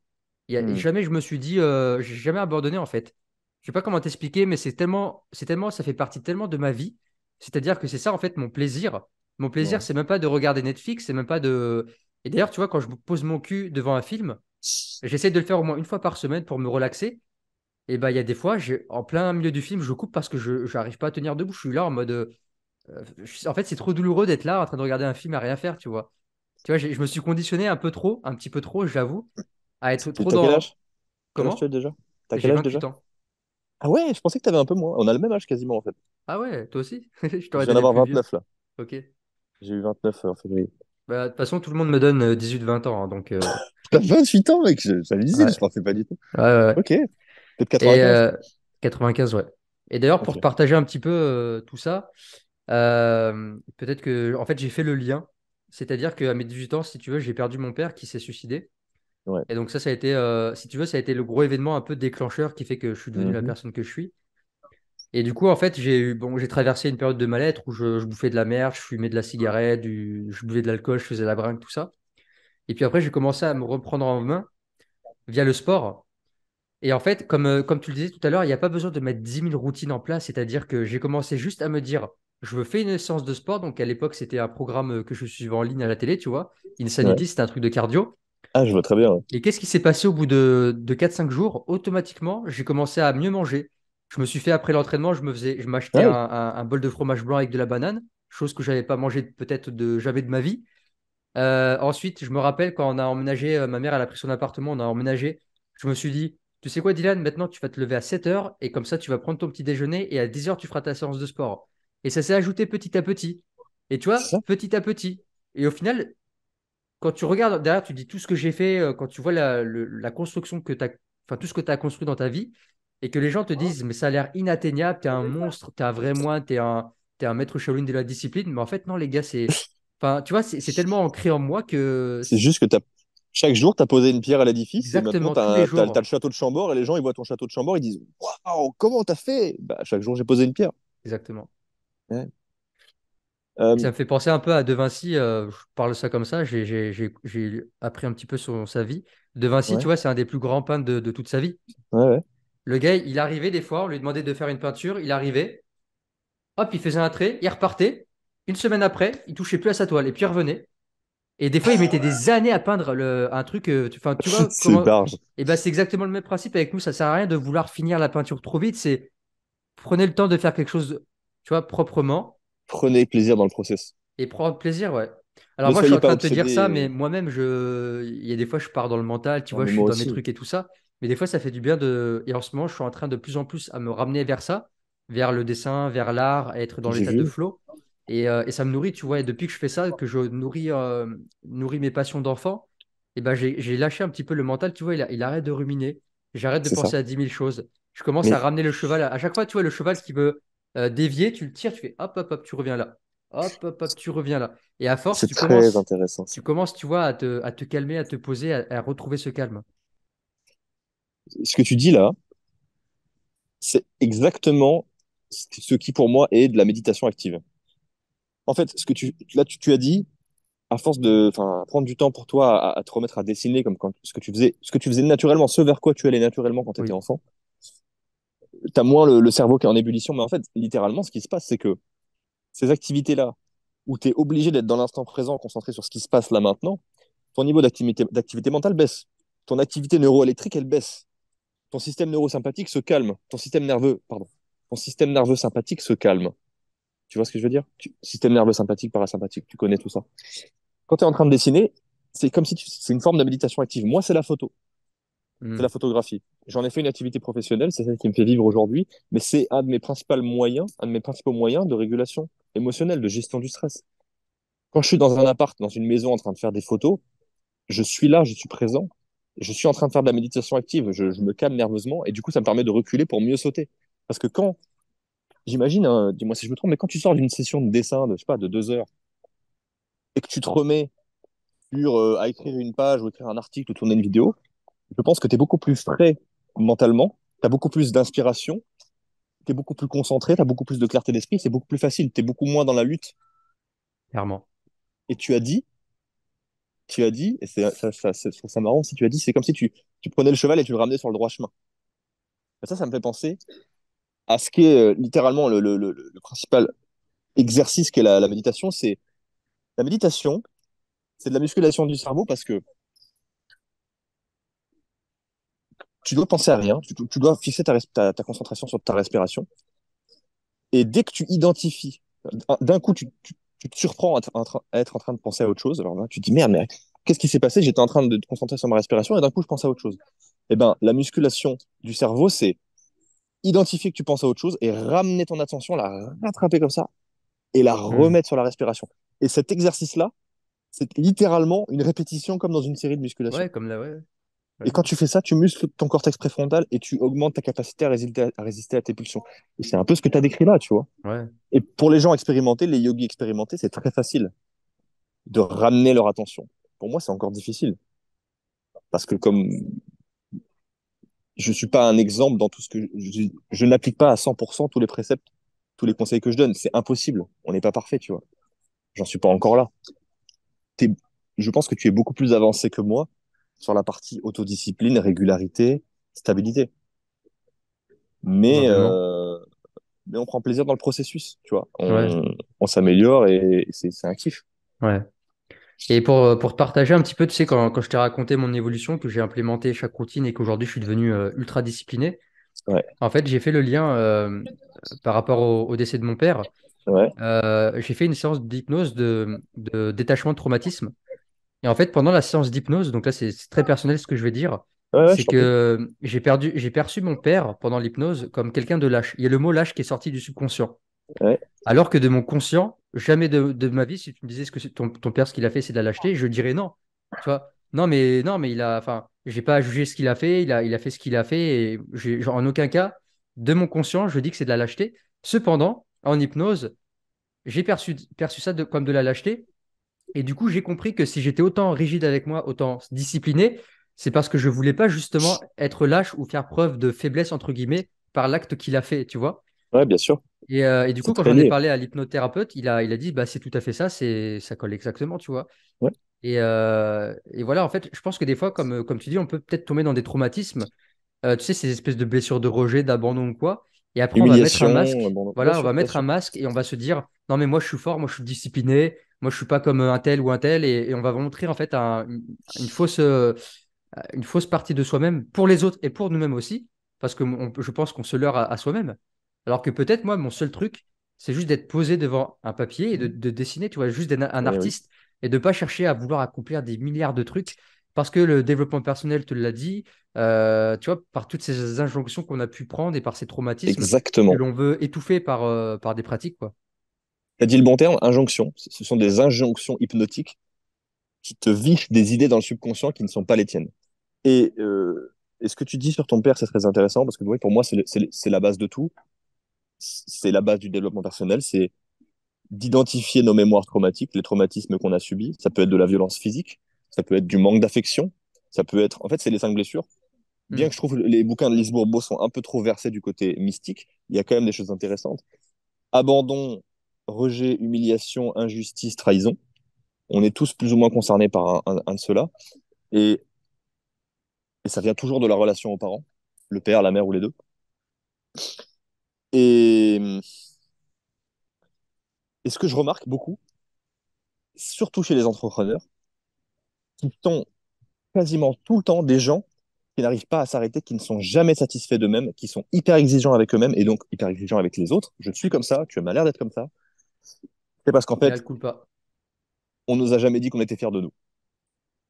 Les gens qui ont envie de prouver, de se prouver à eux-mêmes qu'ils sont capables de faire des trucs incroyables ou de prouver aux autres qu'ils font des trucs incroyables, cette énergie motrice pour accomplir, elle vient d'un vide de soi et elle vient du fait qu'on nous a pas dit suffisamment qu'on était fiers, que nos parents étaient fiers de nous, tu vois.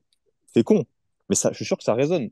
Et ça Hmm. résonne chez plein de gens avec qui j'en parle. Et c'est toujours les mêmes profils. C'est les entrepreneurs qui ont du mal à se traiter avec respect eux-mêmes, qui ont du mal à ne pas être dans l'excès et qui ont du mal à se faire du bien, tu vois, qui ont du mal à ne pas se traiter avec violence. Moi, je me suis traité avec violence pendant des années. Pendant des années, j'étais dans un mode de fonctionnement où j'étais accro à l'adrénaline.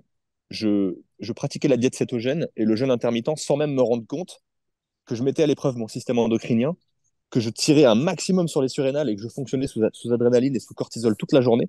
Et j'étais devenu accro à ce mode de fonctionnement parce que j'avais l'impression d'être dans Limitless, dans le film Limitless, tu vois. J'ai fait pareil. J'étais hyper vigilant, une énergie de dingue, des réflexes de fou, une agilité du langage, une agilité mentale à laquelle j'étais devenu accro, tu vois. Mais je me rendais pas compte que je m'épuisais. Aujourd'hui, j'en paye les pots cassés. Mon foie est fatigué, ma thyroïde est fatiguée, tout mon système endocrinien est fatigué. Et je me rends compte que c'est parce que je me suis pas traité avec respect, je me suis pas traité avec douceur. Et parfois, il faut. Et c'est obligatoire même. C'est pour ça, adoméos, trouver l'équilibre, tu vois. Reculer pour mieux sauter. Et ça je l'ai compris grâce à la méthode Lafay, que j'ai commencé en 2011. Et ça, c'est ce qui m'a sauvé parce que quand j'ai commencé la muscu en 2009, j'avais une pratique très, très no pain, no gain. Je me traitais absolument pas avec respect. J'aurais fini par me blesser, j'aurais fini par m'épuiser nerveusement ou me blesser bien plus tôt. Tu vois. Waouh. Ça me parle Et tellement ce que tu dis. je sais. Putain. Bah, c'est le nœud du problème. Et c'est Je très sais pas si tu difficile. connais, je sais pas si tu connais Pierre Dufray, je l'ai eu en invité sur mon podcast. Alors, justement, j'ai jeté un œil à ce podcast. Ah, mais attends, il est entrepreneur, lui. Lui, il est directeur d'une école de naturopathie. Ah non, Ouais, pardon. ouais. Je confonds avec Kevin Dufresne, dont j'ai vu un post sur LinkedIn là, il y a 2 heures. Mais Pierre Dufresne, c'est Ok. pas lui qui a l'école Si, Hormez. oui. Ok, ok. Et en fait, Alors, il a j'ai un entendu terme, parler de ça. il a un terme pour dire ça, c'est d'être insultant métabolique. Quand vous vous insultez au niveau métabolique. C'est-à-dire que moi, par exemple, tu vois, il y a une période où je me butais au sport et Ouais, j'étais végétarien, je ne bouffais pas assez de protéines, j'ai fait ça j'étais aussi. Je me suis fibrard, flingué. j'étais frileux.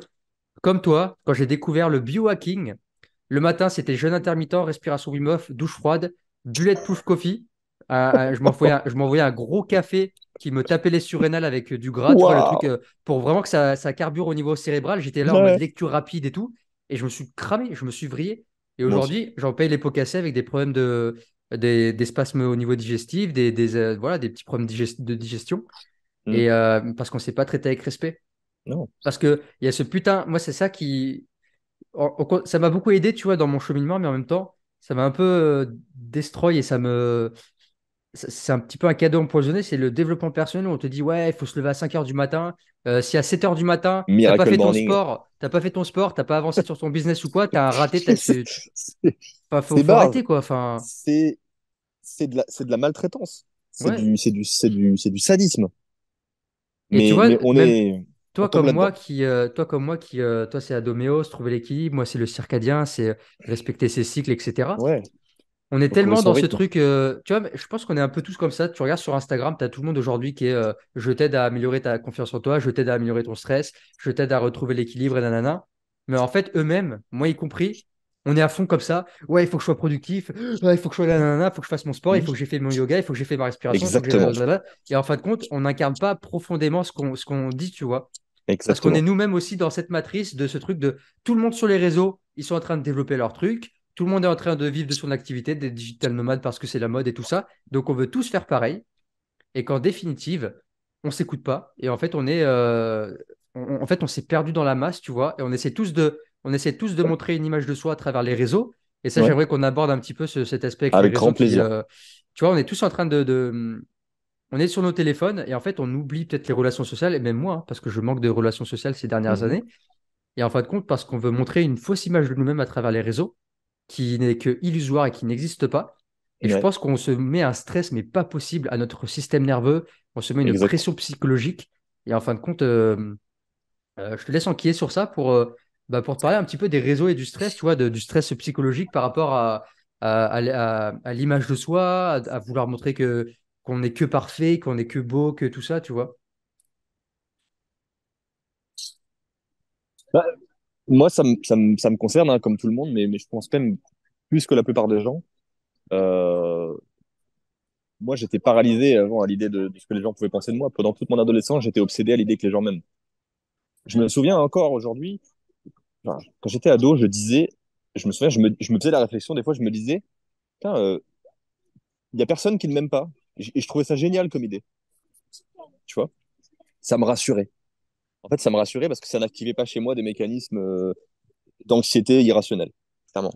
À l'idée que quelqu'un puisse me critiquer et ne pas m'aimer, je me mettais à flipper et à être anxieux. Ce qui est clairement la conséquence d'un traumatisme.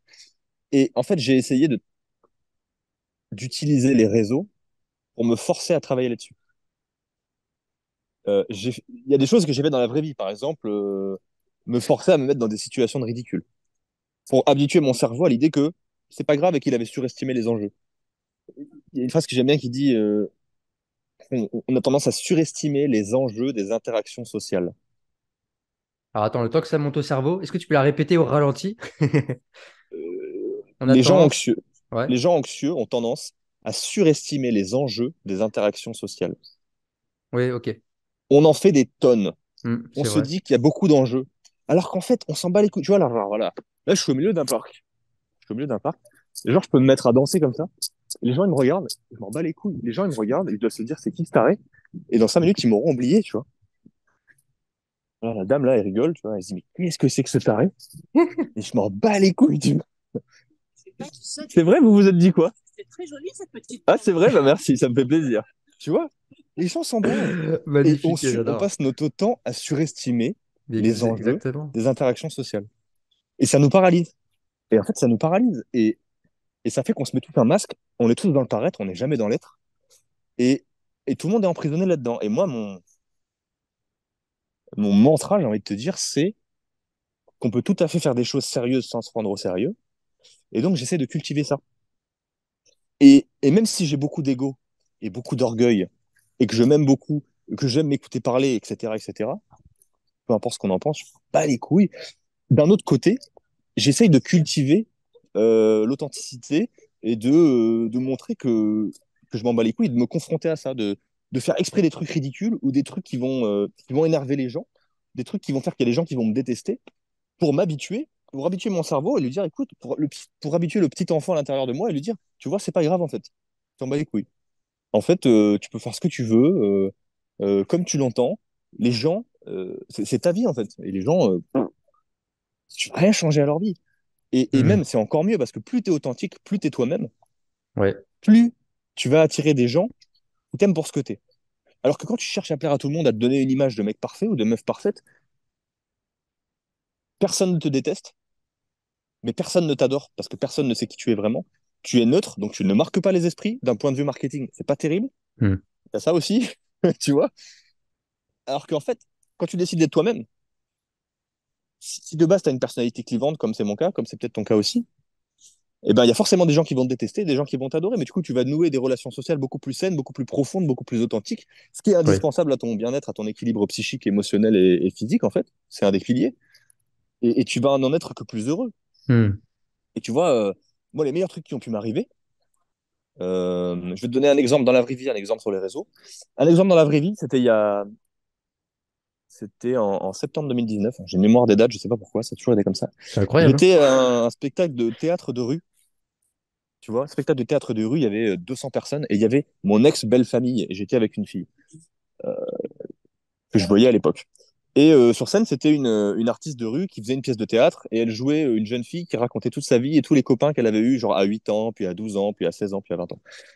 Et donc là, elle passe les trucs, il y a marqué 8 ans, donc elle prend un gamin dans la foule, elle le ramène avec elle sur scène, puis un adolescent, et là je me dis, ah putain, ça va être pour ma gueule. Et là, ça manque pas. Elle écrit sur le tableau 20 ans, elle me regarde, elle vient vers moi, elle me frappe par la main, elle me tire. Et moi, j'étais paralysé, tu vois. Oh putain. C'était une de mes pires peurs, de me tourner en ridicule devant 200 personnes, dont des gens que je connais. Et en fait, je me suis levé, je suis arrivé sur scène, et j'ai trop kiffé. Et pendant 10 minutes, j'ai fait le con, j'ai fait rire les gens et tout. J'ai même improvisé, les gens rigolaient, tu vois. Et ça a été une expérience incroyable. Et quand je me suis rassis, j'ai eu l'impression d'avoir fait un saut quantique de maturité, tu vois. Ouais, ouais, je Exactement vois. comme quand tu voyages. Tu voyages un an, tu as pris 10 ans de maturité. Hmm. Les gens te reconnaissent pas. Parce qu'en fait, en un an de voyage, tu as eu à faire face à une centaine de choses qui te faisaient peur. Alors que pour faire face à 100 trucs qui te font peur dans la vie de tous les jours, il te faudrait 10 ans. C'est ça la maturité. C'est à quel point tu prends des skills à ce niveau-là. Du coup, il y a eu ça c'est dans la vraie vie. Bah, ça m'a servi énormément. Ça m'a permis de débloquer de fou, de faire des vidéos sur Instagram, ce que j'aurais pas été capable de faire avant, tu vois. Et un autre truc qui s'est produit plus récemment, c'est que j'ai subi ma première shitstorm, comme on dit, tempête de merde, littéralement, où j'ai fait une vidéo dans un supermarché où je disais à une dame, Madame, vous n'allez pas acheter ça quand même, vous allez développer un diabète. Accroche très clivante, tu vois, volontairement. Je Je l'ai vu, je m'adressais crois. Je l'ai pas, vu, je crois, cette vidéo. tu as dû l'avoir passé. Ouais. En faisant ça, je voulais pas m'adresser à la capacité de raisonnement des gens. Je voulais m'adresser à leur limbisme, à leurs émotions. Je voulais soit qu'ils rigolent et qu'ils adorent, soit qu'ils s'offusquent et qu'ils détestent. Ça a pas manqué. Quelqu'un qui est atteint de diabétique de type 2 a vu la vidéo, s'est offusqué, a fait une story en taguant tous les gros comptes qui parlent de diabète de type 2. Ils me sont tombés dessus comme un escadron. Je me suis pris une fatwa de diabétique de type 2, l'escadron, tu vois, et je me suis pris des centaines de commentaires incendiaires, des messages privés d'insultes, etc. Et j'ai envie de dire, les pauvres, ils n'ont pas compris le message. En même temps, j'ai fait exprès de pas mettre de nuances et d'être totalement binaire. Et en fait, je me suis pris cette tempête de merde, de critiques, de haine, tu vois, et j'en ressors grandi. Parce que finalement, est-ce que j'ai été blessé? Est-ce que ça m'a impacté? Non, j'en ai rien à foutre, tu vois. Et les réseaux sociaux, tout ça pour dire que les réseaux sociaux, ça peut être un piège parce que tu peux t'enfermer dans une image qui n'est pas toi, dans quelque chose de lisse qui n'est pas toi. Ça peut aggraver le problème, mais c'est aussi une formidable opportunité de travailler sur ce problème et de le régler. Mais pour ça, il faut impulser. Et il faut faire preuve de courage. Et le courage, c'est, OK, ça me fait peur, mais je le fais. C'est même plus que ça, c'est, ah, faire ça, ça me fait peur, donc il faut que je le fasse. Comme ça, je vais grandir, tu vois. Parce que si ça te fait peur et que tu le fais pas, bah, tu vas stagner. Ouais. Donc ça peut servir à ça. Donc maintenant, volontairement, je fais des trucs clivants sur les réseaux dans le but de. Je suis dans l'extrême opposé, en fait, presque dans le but que des gens se disent, mais quel connard! Mais pour qui il se prend, tu vois? Je t'avoue que Et je je fais sais que c'est ça pareil. ce dont j'ai On cherche besoin. les Mais haters. oui, tu cherches la merde parce Tu que. vois mon dernier dessin que j'ai fait où j'avais écrit manger de la viande rouge est un acte de rébellion. Oui, oui, Je me suis bien fait sûr, j'ai adoré. lyncher la gueule dans. Tu regardes les commentaires, mais il y a des gens, ils me massacrent la gueule. Mais bien sûr. Regarde, là, dans 3 jours, je vais prendre l'avion. Et alors? Qu'est-ce qui se passe? Est-ce que je suis un criminel? Oh, Est-ce ton que je empreinte suis, carbone, tu respectes ouais, pas. Bla. ouais, bah peut-être qu'il faut prendre un peu de recul et qu'il faut complexifier la question. Bref, c'est pas le sujet, mais tu vois où je veux en venir, quoi.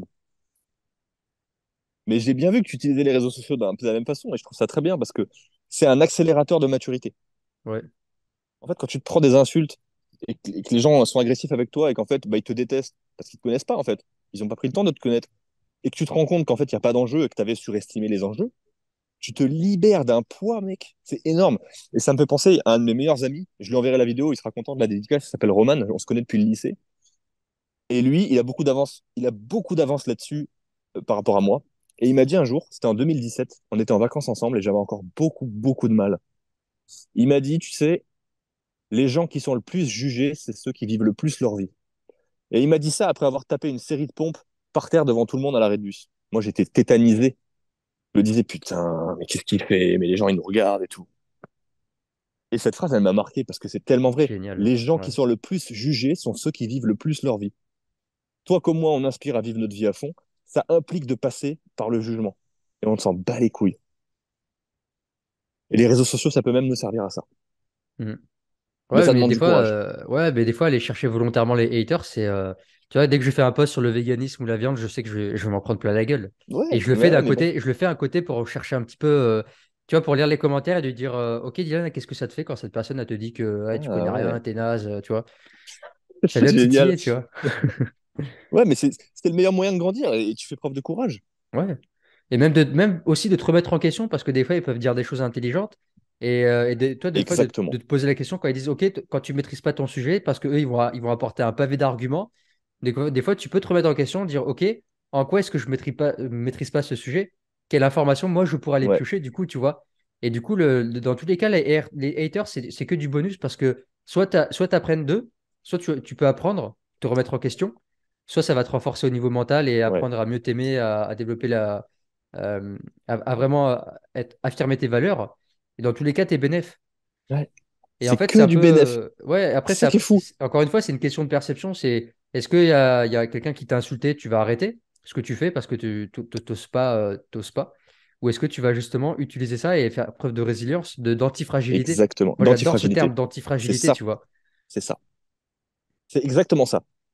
L'agression et l'épreuve nous renforcent, nous fait grandir. Ouais. C'est exactement ça, ouais. Et tu J'aimerais qu'on vois, parle. Vas-y, je te laisse vas-y, vas-y, finir. je t'en prie. Non, mais j'avais fini. Ok. J'allais radoter.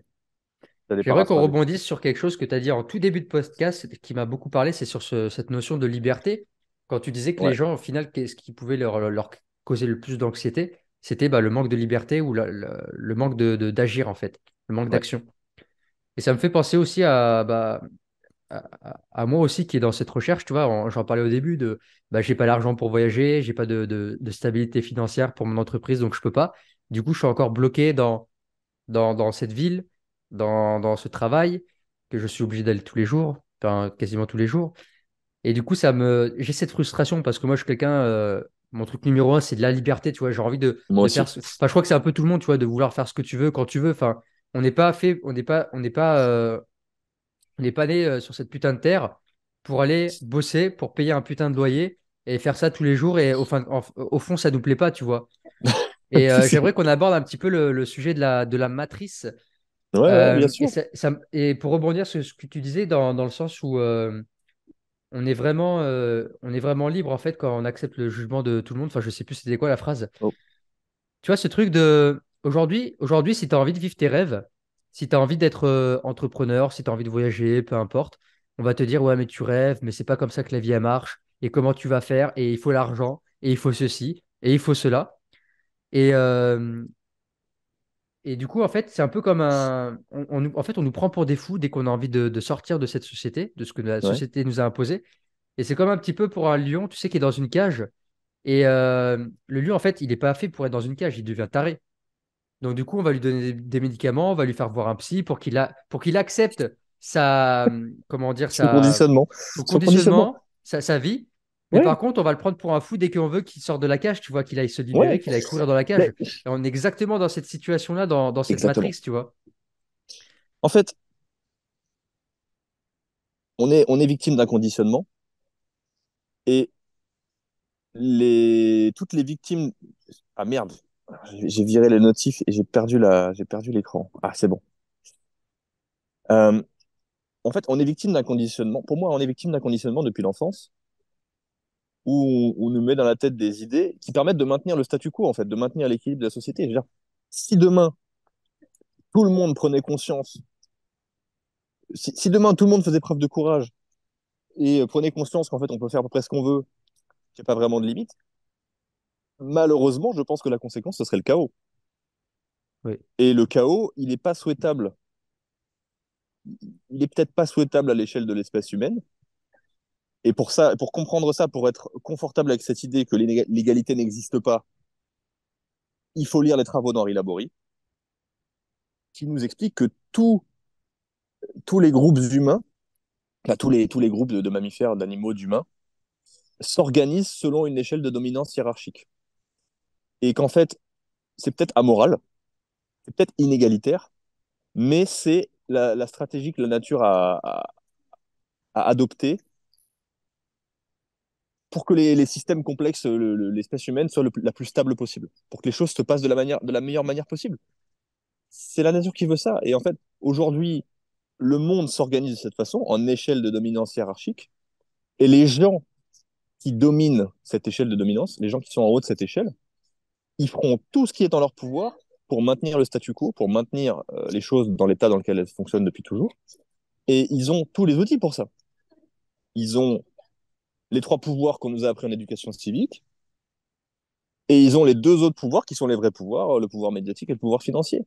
Et quand tu as tout ça, bah, tu peux maintenir le statu quo. Tu as tous les outils en main pour créer un environnement, pour créer un conditionnement tellement puissant que les esclaves ne se rendent même pas compte qu'ils sont esclaves, ils n'ont même pas envie de s'enfuir. Et dès qu'il y en a un qui essaie de s'enfuir, les autres le tirent par les pattes. Il y a même des expériences là-dessus, je crois que c'est des grenouilles dans un seau ou des rats ou je sais plus quoi, où ils se tirent eux-mêmes pour éviter qu'il y en ait qui s'extraient. Mais je pense que c'est illusoire de souhaiter que ça ne se passe pas comme ça, parce que ça serait le chaos en fait. Donc, pour les gens qui nous écoutent et qui ne sont pas dans la servitude volontaire, et qui ont cette volonté de liberté, pour les gens pour qui la liberté est numéro un de leurs préoccupations, bah, je pense qu'ils ont déjà fait ce travail de déconditionnement et d'enlever leurs œillères et de voir le monde tel qu'il est, de plonger dans le terrier du lapin. Peut-être pas complètement. Et c'est peut-être pas souhaitable qu'ils y plongent complètement parce qu'il y a des trucs tellement sordides qui génèrent tellement d'anxiété que la seule conséquence, c'est que ça va les paralyser, en fait. Ça, c'est le risque. C'est que quand tu prends trop conscience de la réalité, ça te génère tellement d'anxiété Tu peux devenir taré, ouais.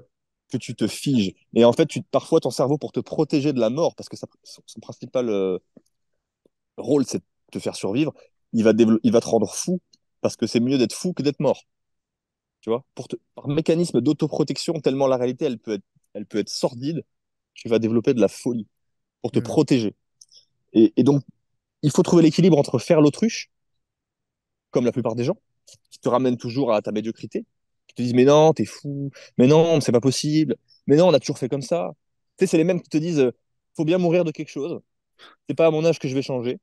Boire de l'eau, c'est tricher. On dormira quand on sera mort. En général, c'est leur. Ouais, t'as compris. Eh ben, j'ai perdu le fil. Je suis désolé. Euh, Tu parlais de la matrice, de fait qu'on pouvait devenir fou. L'esprit, oui, qu'on pouvait devenir fou, valait oui, mieux être voilà, fou ouais, que je sais, mort, c'est ouais. bon, j'ai retrouvé. Je disais qu'il faut trouver l'équilibre entre faire l'autruche et vouloir trop creuser. Parce que quand tu fais l'autruche, tu te complais dans ton petit confort de merde, dans ta petite vie de merde. Tu te complais là-dedans, tu te dis, mais pourquoi faire des efforts? Finalement, j'ai de la dopamine, j'ai un distributeur de dopamine dans la poche, je peux manger à ma faim des plats préparés dégueulasses, plein d'additifs, perturbateurs endocriniens, je peux aller me faire un bon petit porno de temps en temps et me donner l'impression que j'ai acquis ce que je voulais le plus au monde. Tout va bien en fait. Je peux boire des coups avec mes potes, j'ai tous les sédatifs, j'ai tous les calmants sociaux à ma disposition. Et bientôt le métaverse, quand le reste suffira plus. Ça, c'est l'autruche. Faut pas être dans cet extrême-là. L'autre extrême, c'est de plonger trop profond dans le terrier, de te rendre compte qu'en fait, on t'a menti sur plein de trucs, que plein de trucs sont des illusions, que le pouvoir, il n'est pas là où tu le penses, que la vérité, elle n'est pas là où tu la penses. Et en fait, quand quand tu te confrontes à la réalité de manière aussi brutale, c'est comme si je te prenais, toi, tu es au fond de la caverne de Platon, je te prends, je te mets en plein soleil. Exactement. ton psychisme, il n'est pas prêt pour recevoir cette dose de réalité et tu vrilles. Et tu te raccroches. Souvent, les gens se raccrochent à quelque chose qui les rassure. La spiritualité, par exemple.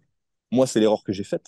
J'ai plongé tête baissée dans le spirituel parce que la réalité était tellement anxiogène, le monde était tellement plein d'incertitudes et de risques que j'arrivais pas à... C'était trop pour moi. C'était trop pour mes propres capacités à résister au stress. Et donc, je me suis réfugié dans le spirituel comme un doudou, tu vois, pour me rassurer. Et ça, j'en ai pris conscience grâce aux travaux d'un ami qui a une chaîne YouTube qui est exceptionnelle, qui s'appelle Hypnomachie. Hypnomachie, ça veut dire combattre l'hypnose. Je vous le Hmm. conseille, c'est génial, je te le conseille à toi aussi. Je vais aller voir ça, ouais. Et donc ça, c'est l'autre extrême. C'est quand tu... C'est soit tu es au fond de la caverne de Platon, soit tu sors d'un coup en plein soleil, et là, tu t'éblouis et tu te fais plus de mal qu'autre chose. Il faut trouver l'équilibre entre les deux. Il faut avoir suffisamment conscience qu'on nous a menti et qu'on nous a conditionné, qu'on nous a manipulé, pour réveiller cette petite flamme en nous, cette envie de liberté, cette envie d'agir, cette envie de reprendre le contrôle sur nos vies.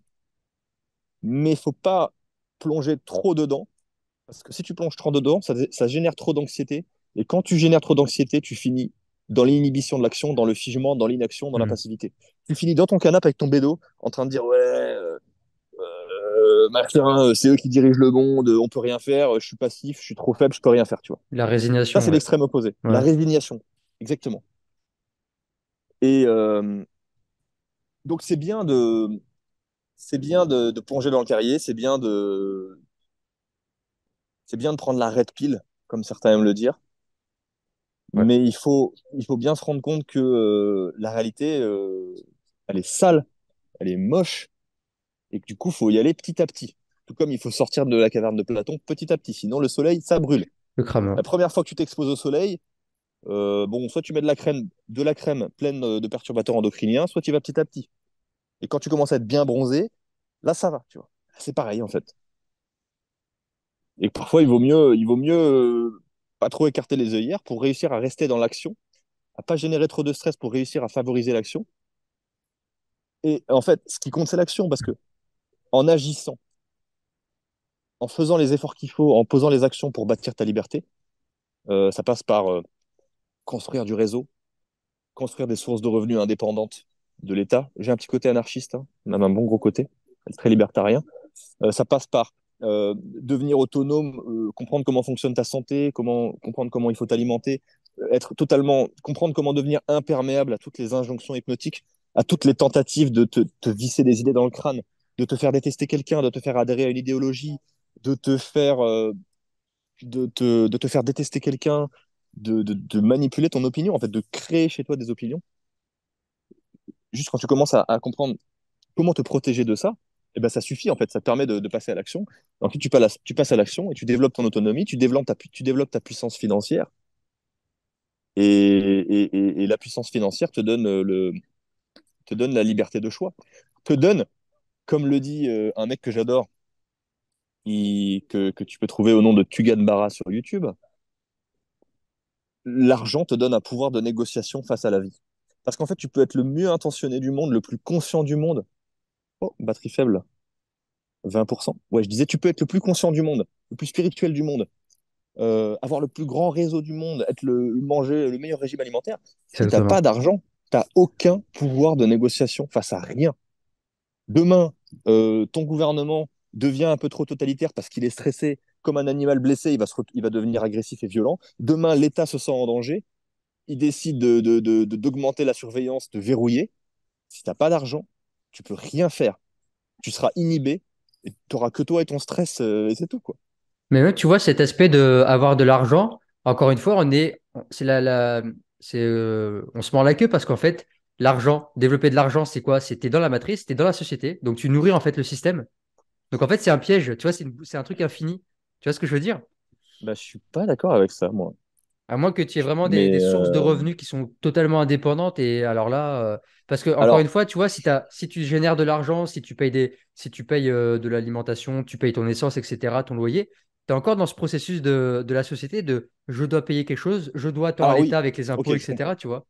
Je comprends, je comprends. D'ailleurs, dire je dois de l'argent à l'État avec les impôts, c'est oublier le fait qu'on nous a jamais demandé notre consentement, hein. Ouais. On parle beaucoup de consentement en ce moment, il faudrait peut-être aussi en parler dans ce domaine-là, mais bon, c'est un vaste sujet qui n'a rien à voir. Et du coup, je suis d'accord avec toi, mais l'argent, c'est juste un moyen. J'en parlais hier, avant-hier, avec un pote qui est coach sportif à Bordeaux, Flavio. Euh, En fait, pour moi, l'argent, c'est un moyen de développer ton autonomie alimentaire, Ouais. développer ton autonomie en énergie, développer ta résilience, développer ton antifragilité, avoir accès aux soins, avoir accès à la meilleure nourriture ou être capable de la créer toi-même, de la produire toi-même, avoir accès au confort pour pouvoir bien dormir, ne serait-ce que ça, avoir accès, je sais pas moi, à un coach sportif ou aux meilleures salles de sport, ou juste à pouvoir avoir le matériel chez toi. Enfin, en fait, c'est l'argent est une énergie, est un moyen pour développer ton indépendance, pour développer ta résilience. Et une fois que tu as développé tout ça, bah, tu veux dire, tu n'as même plus besoin de rester dans le système. Tu peux bâtir, tu peux garder. Pour moi, il faut toujours garder un pied dans le système Hmm. pour prendre ce qu'il a de bon à offrir. Parce que tu peux pas. C'est illusoire de croire que tu peux, à mon avis, hein, que tu peux vivre comme un ermite et fonctionner à 100% en marge du système. Pour moi, il faut avoir un pied dans le C'est système très compliqué, ouais. et Ouais. en utiliser les rouages et avoir un pied bien ancré en dehors du système qui va te permettre de ne pas en être dépendant. Utiliser le système et ce qu'il a à offrir sans en être dépendant. Tu vois. Et je pense que c'est possible. Et on veut, encore une fois, on veut opposer les deux. Partout, on veut appliquer une logique sacrificielle, on veut sacrifier soit l'un, soit l'autre. On veut que les gens ils soient esclaves de l'argent, qui ne jurent que par ça, ou qu'ils soient ermites, qui fassent les saisons dans les vendanges, qui vivent dans des camions. Non, en fait, il y a un entre-deux, tu vois. Il y a tout un entre-deux. Tu peux. Putain, j'y ai pensé à ça, Bah, je sais, moi j'ai des potes qui vivent comme ça depuis des années. Et d'ailleurs, je pense que c'est parmi mes potes, parmi les plus heureux, les plus épanouis et ceux qui ont vécu le plus de choses. Mais ça va jusqu'à un certain âge. Quand tu commences à avoir Oui, 35-40 après, ans, ouais, c'est sûr. T'as envie de te poser en après. fait, ils ont que la pirogue. On en revient toujours à la même J'allais, chose. j'allais t'en parler, ouais. Ils ont pas planté leur arbre. Et, et quand tu travailles que sur ton arbre et que t'as pas de pirogue, t'es dans l'extrême opposé et en fait tu peux pas être épanoui, tu peux pas atteindre la pointe de la pyramide de Maslow, Hmm. tu peux pas y arriver, Ouais. je pense. Top. Écoute, on va enquiller sur la dernière partie du podcast, parce qu'il te reste Ouais. 20%. Mais avant Ouais, ça, je grave, voudrais attends. qu'on parle d'un sujet. Tu m'as dit que tu voulais en parler. C'était en lien avec mon dernier post sur le fait que l'État, l'élite, nous Ouais. contrôle la population par la Ouais. nourriture. Tu m'as dit ça, Ah. j'aimerais bien en discuter pendant le podcast. Donc, Ouais, bien sûr. bah, si tu as envie de développer un petit peu ce sujet, bah, vas-y. Euh, Alors déjà, je voudrais commencer par quelque chose. Parce qu'il y a des gens qui vont dire, ouh là là, ça devient très complotiste. C'est complètement idiot de dire ça. Pourquoi c'est complètement idiot? Parce que de croire que tout n'est que complot, c'est être dans un extrême qui est réducteur, qui est manichéen, mais c'est aussi être dans un extrême manichéen que de dire que les complots n'existent pas. Aussi. Les complots ont toujours existé. L'instinct de survie est à la base des complots. Je veux dire, si l'élite c'était nous, on comploterait pour maintenir notre place, pour se maintenir en position de dominance. Et c'est normal, c'est l'instinct de survie qui veut ça, c'est les instincts humains qui veulent ça. Donc voilà, je voulais juste mettre un peu de nuance sur cette notion-là, pour dire que voilà, croire que tout n'est que complot, c'est vraiment ne pas comprendre le monde dans sa complexité, mais de dire complotiste dès qu'on parle d'un sujet dont on n'a pas parlé en éducation civique en quatrième, c'est tout aussi stupide. Du coup, la question c'était comment les puissants nous manipulent par l'alimentation. Bah, pour moi, il y a plein de choses à dire là-dessus. Déjà, toutes les révolutions dans l'histoire ont eu lieu quand les gens n'avaient plus rien à perdre, quand leur frigo était vide, quand le risque de se prendre une LBD 40 dans la gueule est moins important que le risque de crever de faim chez toi, tu vas dans la rue et tu renverses le pouvoir en place. Donc l'État, les puissants ont tout intérêt à ce que les gens aient toujours à bouffer. Hmm. Sauf que comme ils sont très mauvais gestionnaires et que parfois la bêtise suffit à expliquer quelque chose et qu'il n'y a pas besoin de complot, l'inflation explose, les prix de l'alimentation explosent et donc il faut toujours qu'il y ait à disposition des gens de la bouffe de piètre qualité qui coûte pas cher à produire pour qu'ils puissent se remplir le bide, avoir les macronutriments suffisants pour plus avoir faim, même si micronutritivement c'est pauvre, même si c'est plein de polluants, même si ça les détruit. Et donc, du point de vue de l'élite dominante, c'est dans leur intérêt à eux, selon moi, que les gens aient accès à de la bouffe pas chère, même si ça les empoisonne. C'est dans l'intérêt aussi de cette élite que les contrôles d'hygiène soient très peu fréquents. D'ailleurs, il y a un mec qui s'appelle Éric Brusset ou Patrick Brusset, qui a bossé dans l'agroalimentaire pendant 20 ans, qui a écrit un livre qui s'appelle Vous êtes fou d'avaler ça, et qui est passé chez Mhm. Thinkerview. Dans cette interview, il parle de ça. Il dit que dans sa carrière de 20 ans, il a vu que deux contrôles d'hygiène et qu'ils étaient prévenus à l'avance. Et que putain. dans les grosses firmes d'agroalimentaire, ils s'en donnent à cœur joie. C'est des énormes. C'est un carnage. Parce que le but, c'est que la famille qui galère à joindre le debout, qui a pas un sou, bah, ils puissent acheter 1 kilo de hachis parmentier à 5 euros le kilo. Parce que si ils ont faim, en fait, demain, ils sortent les faux et les faucilles et ils marchent sur l'Elysée, tu vois. Donc, j'espère que le mot-clé marcher sur l'Elysée, il n'est pas target par les robots qui démonétisent les vidéos. Qui démonétisent les vidéos. On verra Donc bien. ça, c'est le premier truc. Et après,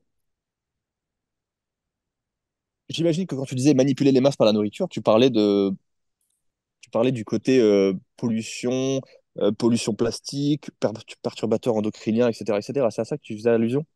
Moi, je faisais plus allusion avec la. Par exemple, tu vois, apporter tellement de sucre ou tellement de. Bah, Ah, tellement, encore une fois, tellement les récompenser avec ouais. tu vois, la dopamine, genre, oh, c'est tellement bon, la pizza, ta pizza surgelée dégueulasse, là, que tu as fait réchauffer au micro-ondes, que du coup, en fait, ils ont leur plaisir et que du coup, bah, comme tu dis, en fait, ils se rebiffent plus. Alors oui, bah, moi je suis d'accord avec ça, mais je pense que peut-être qu'il y a une volonté de favoriser ça, de mettre ça en place. Ça ne m'étonnerait pas. Et dans ce cas-là, c'est pas une volonté des politiques. Les politiques ne sont que là pour profiter du gâteau et faire ce qu'on leur dit. Mais en fait, il n'y a même pas besoin de volonté pour que ça ait les conséquences que ça a, parce il suffit que des gens qui produisent ces aliments veuillent gagner de l'argent, et dans ce cas-là, bah, il suffit de mettre juste du gras de mauvaise qualité, du sucre de mauvaise qualité, c'est hyper addictif, ça coûte pas cher, tu marges à mort. Et il suffit que les gens, en fait, il suffit juste que les gens soient des êtres humains qui fonctionnent de manière instinctive et qui cèdent à leur pulsion. Ça suffit. Ouais, carrément. Il suffit juste que les gens manquent de volonté, manquent d'autodiscipline, manquent de courage, soit victimes de conditionnements sociaux depuis l'école, et voilà, ça suffit. Et ça fait le travail. Mais ça, tu vois, c'est la boucle parce que quand tu leur donnes de Oui, la bouffe de merde, du sucre qui leur défonce le cerveau, et ben en fait, ils ont plus l'intelligence pour réfléchir, c'est ils ont vrai, plus d'énergie, ils sont malades, donc ils vont se jeter sur les médicaments, sur des compléments, sur des trucs comme ça, et en fait, on les garde faibles. Tu vois, oui, il y a ce truc aussi de les garder faibles complètement, d'esprit complètement. par une alimentation pauvre en nutriments, parce que quand tu donnes pas les bonnes graisses, quand tu donnes des sucres rapides qui te donnent un coup de barre, bah, tu n'as même plus d'énergie pour rien en fait. T'as plus d'énergie pour penser à qu'est-ce que j'ai vraiment envie dans la vie. Tu es tellement épuisé que du coup, tu es résigné à ton métier que t'aimes pas et que du coup, tu acceptes ta condition en fait. Tu vois, la nourriture, je Complètement, vois de ce point de vue-là, c'est-à-dire te rendre faible, t'es docile, tu fermes ta gueule, complètement. t'acceptes ta résignation et point barre. Je suis Et on te totalement donne d'accord ta avec toi. béquille. On te donne ta béquille. Ouais, ouais, ouais. Non, mais pour moi, ça a un vrai intérêt et je pense vraiment, moi, je pense qu'il y a une volonté derrière tout ça, de favoriser ça, de maintenir le statu quo à ce niveau-là. Je pense que c'est vraiment naïf de croire que l'État agit pour le bien des citoyens. Complètement naïf de croire ça. Les gens qui font partie de l'élite, ils agissent dans leurs intérêts et c'est normal et on ferait probablement pareil à leur place.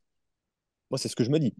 Et donc je suis Hmm. totalement d'accord avec toi. Important de le dire aussi. C'est vraiment dans leur intérêt que les gens aient facilement à disposition de la bouffe qui les rend faibles, qui les rend manipulables, qui les rend beaucoup plus perméables à toutes les injonctions hypnotiques Hmm. dont on parlait tout à l'heure. Parce que quand quelqu'un est faible et qu'il n'a pas beaucoup d'énergie à disposition pour penser, parce que la pensée, ça consomme beaucoup d'énergie, hein. Le cerveau, c'est 25% de toute l'énergie, de toutes les calories qu'on ingère. Quand les cerveaux des gens n'ont pas la capacité de raisonnement, n'ont pas la capacité de discernement, on peut leur faire faire ce qu'on veut, leur faire croire ce qu'on veut, leur faire voter qui on veut. J'en ai parlé dans une vidéo, ça. On est en plein dans la gestion du stress. Réapprendre aux gens à gérer leur niveau de stress, c'est réapprendre aux gens à retrouver leur capacité de raisonnement, à refaire fonctionner leur système 1 et pas à fonctionner toujours leur système 2 pardon, et pas fonctionner toujours en système 1. Je ne sais pas si ça te parle, ces notions-là. Mais c'est leur redonner la capacité de penser. Et quand tu as la capacité de penser, tu te rends facilement compte que tu te fais baiser. Et tu reprends le contrôle et tu reprends ta souveraineté individuelle. Hmm. Parce qu'on parle beaucoup de souveraineté nationale, mais la souveraineté nationale, elle n'est pas possible s'il n'y a pas de souveraineté individuelle. Et ouais, en empoisonnant les gens et en leur mettant à disposition des aliments aussi pauvres et aussi addictifs, bah, tu les rends faibles. Donc tu les prives de leur souveraineté, tu les prives de leur libre arbitre d'une certaine façon, tu les prives de leur énergie. Et si tu les prives de leur énergie, tu les prives de tout. Et c'est le moyen le plus simple, parce que c'est invisible. T'as pas besoin de leur mettre un fusil sur la tempe. Tu as C'est juste besoin de invisible. jouer Ouais. sur leur biais psychologique, sur les leviers psychologiques. Tu as juste besoin, en fait, de mieux connaître qu'eux-mêmes leur propre fonctionnement cognitif. Hmm. Et en soi, En cela, je trouve que c'est du génie de la part des élites. C'est à la fois effrayant et frustrant de le voir, de voir ça se jouer sous nos yeux, mais en même temps, ça me fascine. C'est vrai. C'est fascinant, moi, je trouve. Donc, ouais, complètement d'accord avec toi, totalement aligné dessus. Ouais, je pourrais en parler des heures avec toi, ça serait un plaisir. Ah ouais, bah là, tu vois, avec tous les sujets qu'on a abordés, on pourrait. Là, tu vois, j'ai pas vu le temps passer. On Pareil. pourrait refaire des podcasts sur des sujets, mais incroyables. Ah, mais on sait ça quand tu Sur veux. la matrice, sur la respiration, Ouais, avec grand plaisir. De toute façon, on se la prend porte est ouverte. avec grand plaisir, vraiment. On se prend une grande thématique à chaque fois, on l'aborde de Ouais, long en large. Puis même, de toute façon, on finira par se capter en vrai et on se fera ça au soleil, au chant des oiseaux. c'est certain. On va arriver sur la dernière partie du podcast. Juste Ouais. avant de finir avec trois questions que j'ai l'habitude de poser à mes invités. Comment est-ce que les gens peuvent te retrouver et quel service tu proposes? Eh bien, écoute, le pseudonyme que j'utilise, c'est Adomeos. Donc Ad, Omeos, Omeos. Je suis sur Instagram, je suis sur LinkedIn maintenant parce que faut aussi un peu venir en aide aux gens qui sont dans ce monde-là. Je suis sur YouTube, je suis sur TikTok, mais évidemment, j'essaie d'ouvrir TikTok le moins possible parce que c'est quand même du poison. Et bientôt, il y aura un site web qui va voir le jour en mai. Et pour l'instant, voilà tout. Qu'est-ce que je propose? Pour l'instant, je ne propose je n'ai pas d'offre ni de produit payant en place. Le seul truc que j'ai en place, c'est un mini cours, une mini formation de 45 minutes où je reviens sur les fondamentaux et où j'explique un petit peu cette approche systémique, où je parle un peu de gestion du stress aussi. C'est un cours qui est gratuit, qui est hébergé sur Podia, qui est disponible via les liens qui sont sous mon nom sur Instagram, sur TikTok, partout. Parce que mon but, c'est que des gens qui s'intéressent à mon contenu me laissent leur mail, tout simplement, que je puisse les joindre dans un second temps, s'ils ont envie d'aller plus loin avec moi. Mais ce qui verra le jour dans les prochains mois, c'est des cours, des formations qui seront ponctuelles, probablement de l'accompagnement personnalisé, mais j'ai envie de m'adresser peut-être exclusivement à des profils entrepreneurs, des gens qui ont vraiment conscience que c'est rentable d'investir dans leur santé physique et mentale. Hmm. Et je vais continuer à produire énormément de contenu sur les réseaux, même des cours gratuits, comment arrêter de fumer, comment arrêter le bédo, comment perdre du poids, des trucs qui touchent vraiment les gens et pour lesquels j'ai envie d'apporter des solutions un peu novatrices. Et pour l'instant, voilà tout. Et sur le futur site web, il y aura aussi une grosse partie affiliation où j'ai envie de mettre en avant des produits dans lesquels je crois. Par exemple, Sébastien, Inaltera, produits de mise à la terre, des extracteurs de jus, des filtres à eau, des accessoires Hmm. de yoga, Génial. euh, tout ça.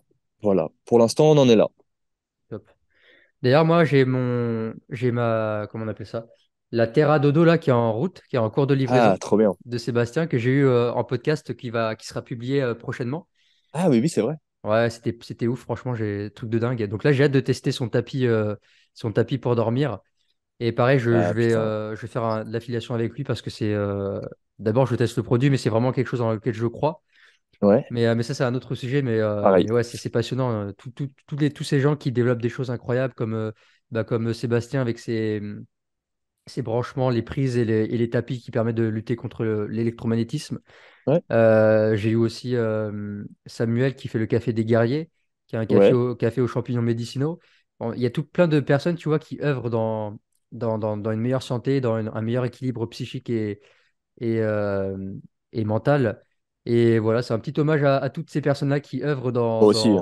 parce que c'est magnifique. Faut les Et mettre en on avant, a faut envie de les faire mettre en leur avant. promo, voilà, on a envie de les mettre en avant parce que c'est très noble ce qu'ils font et ça a vraiment du Complètement. mérite d'exploser, quoi.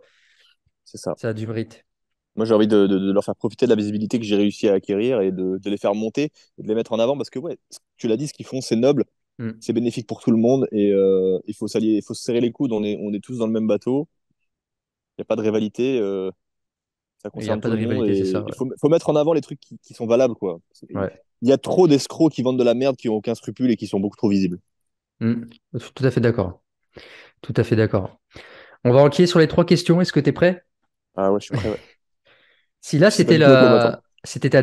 c'est la dernière opportunité que tu as d'être filmé. Ouais. Et du coup, cette vidéo Putain. en fait sera retranscrite sur Times Square, sur BFM TV en simultané. Donc, toute l'humanité pourra voir le dernier message que tu voudras transmettre à l'humanité. Qu'est-ce Ouais. que tu dirais au monde? Ah, c'est dur, c'est dur. Qu'est-ce que je dirais au monde? Spontané, Je- ouais. euh, je dirais au monde. Qu'est-ce que je dirais au monde? Putain, c'est tellement dur. C'est tellement dur. Euh, le gouvernement est corrompu. Voilà, c'est tout. On commence par ça. Comment mettre une bonne dose d'anxiété à tout le monde? Bravo. Oh, ça va. Ils arriveront à la gérer. Ils se diront faire un petit footing, taper dans un sac de frappe, ça va bien se passer. Magnifique. Deuxième question. Si tu n'avais que trois activités, routines ou disciplines à garder tous les jours, ça serait quoi? Si tu ne pouvais garder que trois activités par jour, chaque jour. Ça peut être des activités sportives ou créatives. Ah ouais, tout, n'importe quoi, ouais, une activité, une discipline. Euh, la marche. C'est dur aussi. Oh là là là là. Ah, c'est très dur. Ouais. La marche, parce que la marche, ça me permet de respirer, ça me permet de faire un peu de sport. Donc la marche. Ça compte manger, aller au restaurant? Ah ben C'est pour pas. toi, hein, c'est selon toi. Hein. Si tu penses que ouais, si c'est un truc que tu as absolument envie de garder tous les jours, ouais. Non, excuse-moi, excuse-moi. La salle de sport, ou le sport en extérieur, peu importe, mais le sport, au poids de corps, la moto et la photo. Ok, génial. La moto, c'est quoi? Ça te libère l'esprit? La moto, c'est incroyable. Ça nourrit mon addiction à l'adrénaline. Et ça me permet de voyager, de me sentir libre. C'est fabuleux, la moto. Ok, ok, top. Et puis, dernière question. Ouais. C'est quoi déjà ma troisième question? Je sais pas, je peux pas t'aider. Attends, ça va revenir. Merde. Oui, ça y est. Ça corrobore un peu avec la première. C'est, tu sais que tu vas bientôt mourir. Ah Tu sais merde. que voilà, il te reste quelques soupirs. Ouais. Qu'est-ce que tu te dis face à toi-même? Ton dernier message à toi-même, qu'est-ce que tu te dis? Mon dernier message à moi-même, je me dis, sois indulgent avec toi-même. T'as quand même déjà accompli beaucoup. Ouais, je me dis ça. C'est pas assez, Magnifique. mais c'est déjà bien. Ah, quand même. Ouais, voilà ce que je me dirais. Il Ok, faut se le top. dire. Il faut se retourner pour regarder ce qu'on a déjà accompli et Ouais, se rassurer parce que c'est comme moi, on a tendance à voir que devant et à se dire putain, j'ai pas encore fait ça, j'ai pas encore fait ça. Ouais, mais regarde. Regarde où t'en étais il y a un an, il y a 2 ans. Compare c'est vrai. et félicite-toi.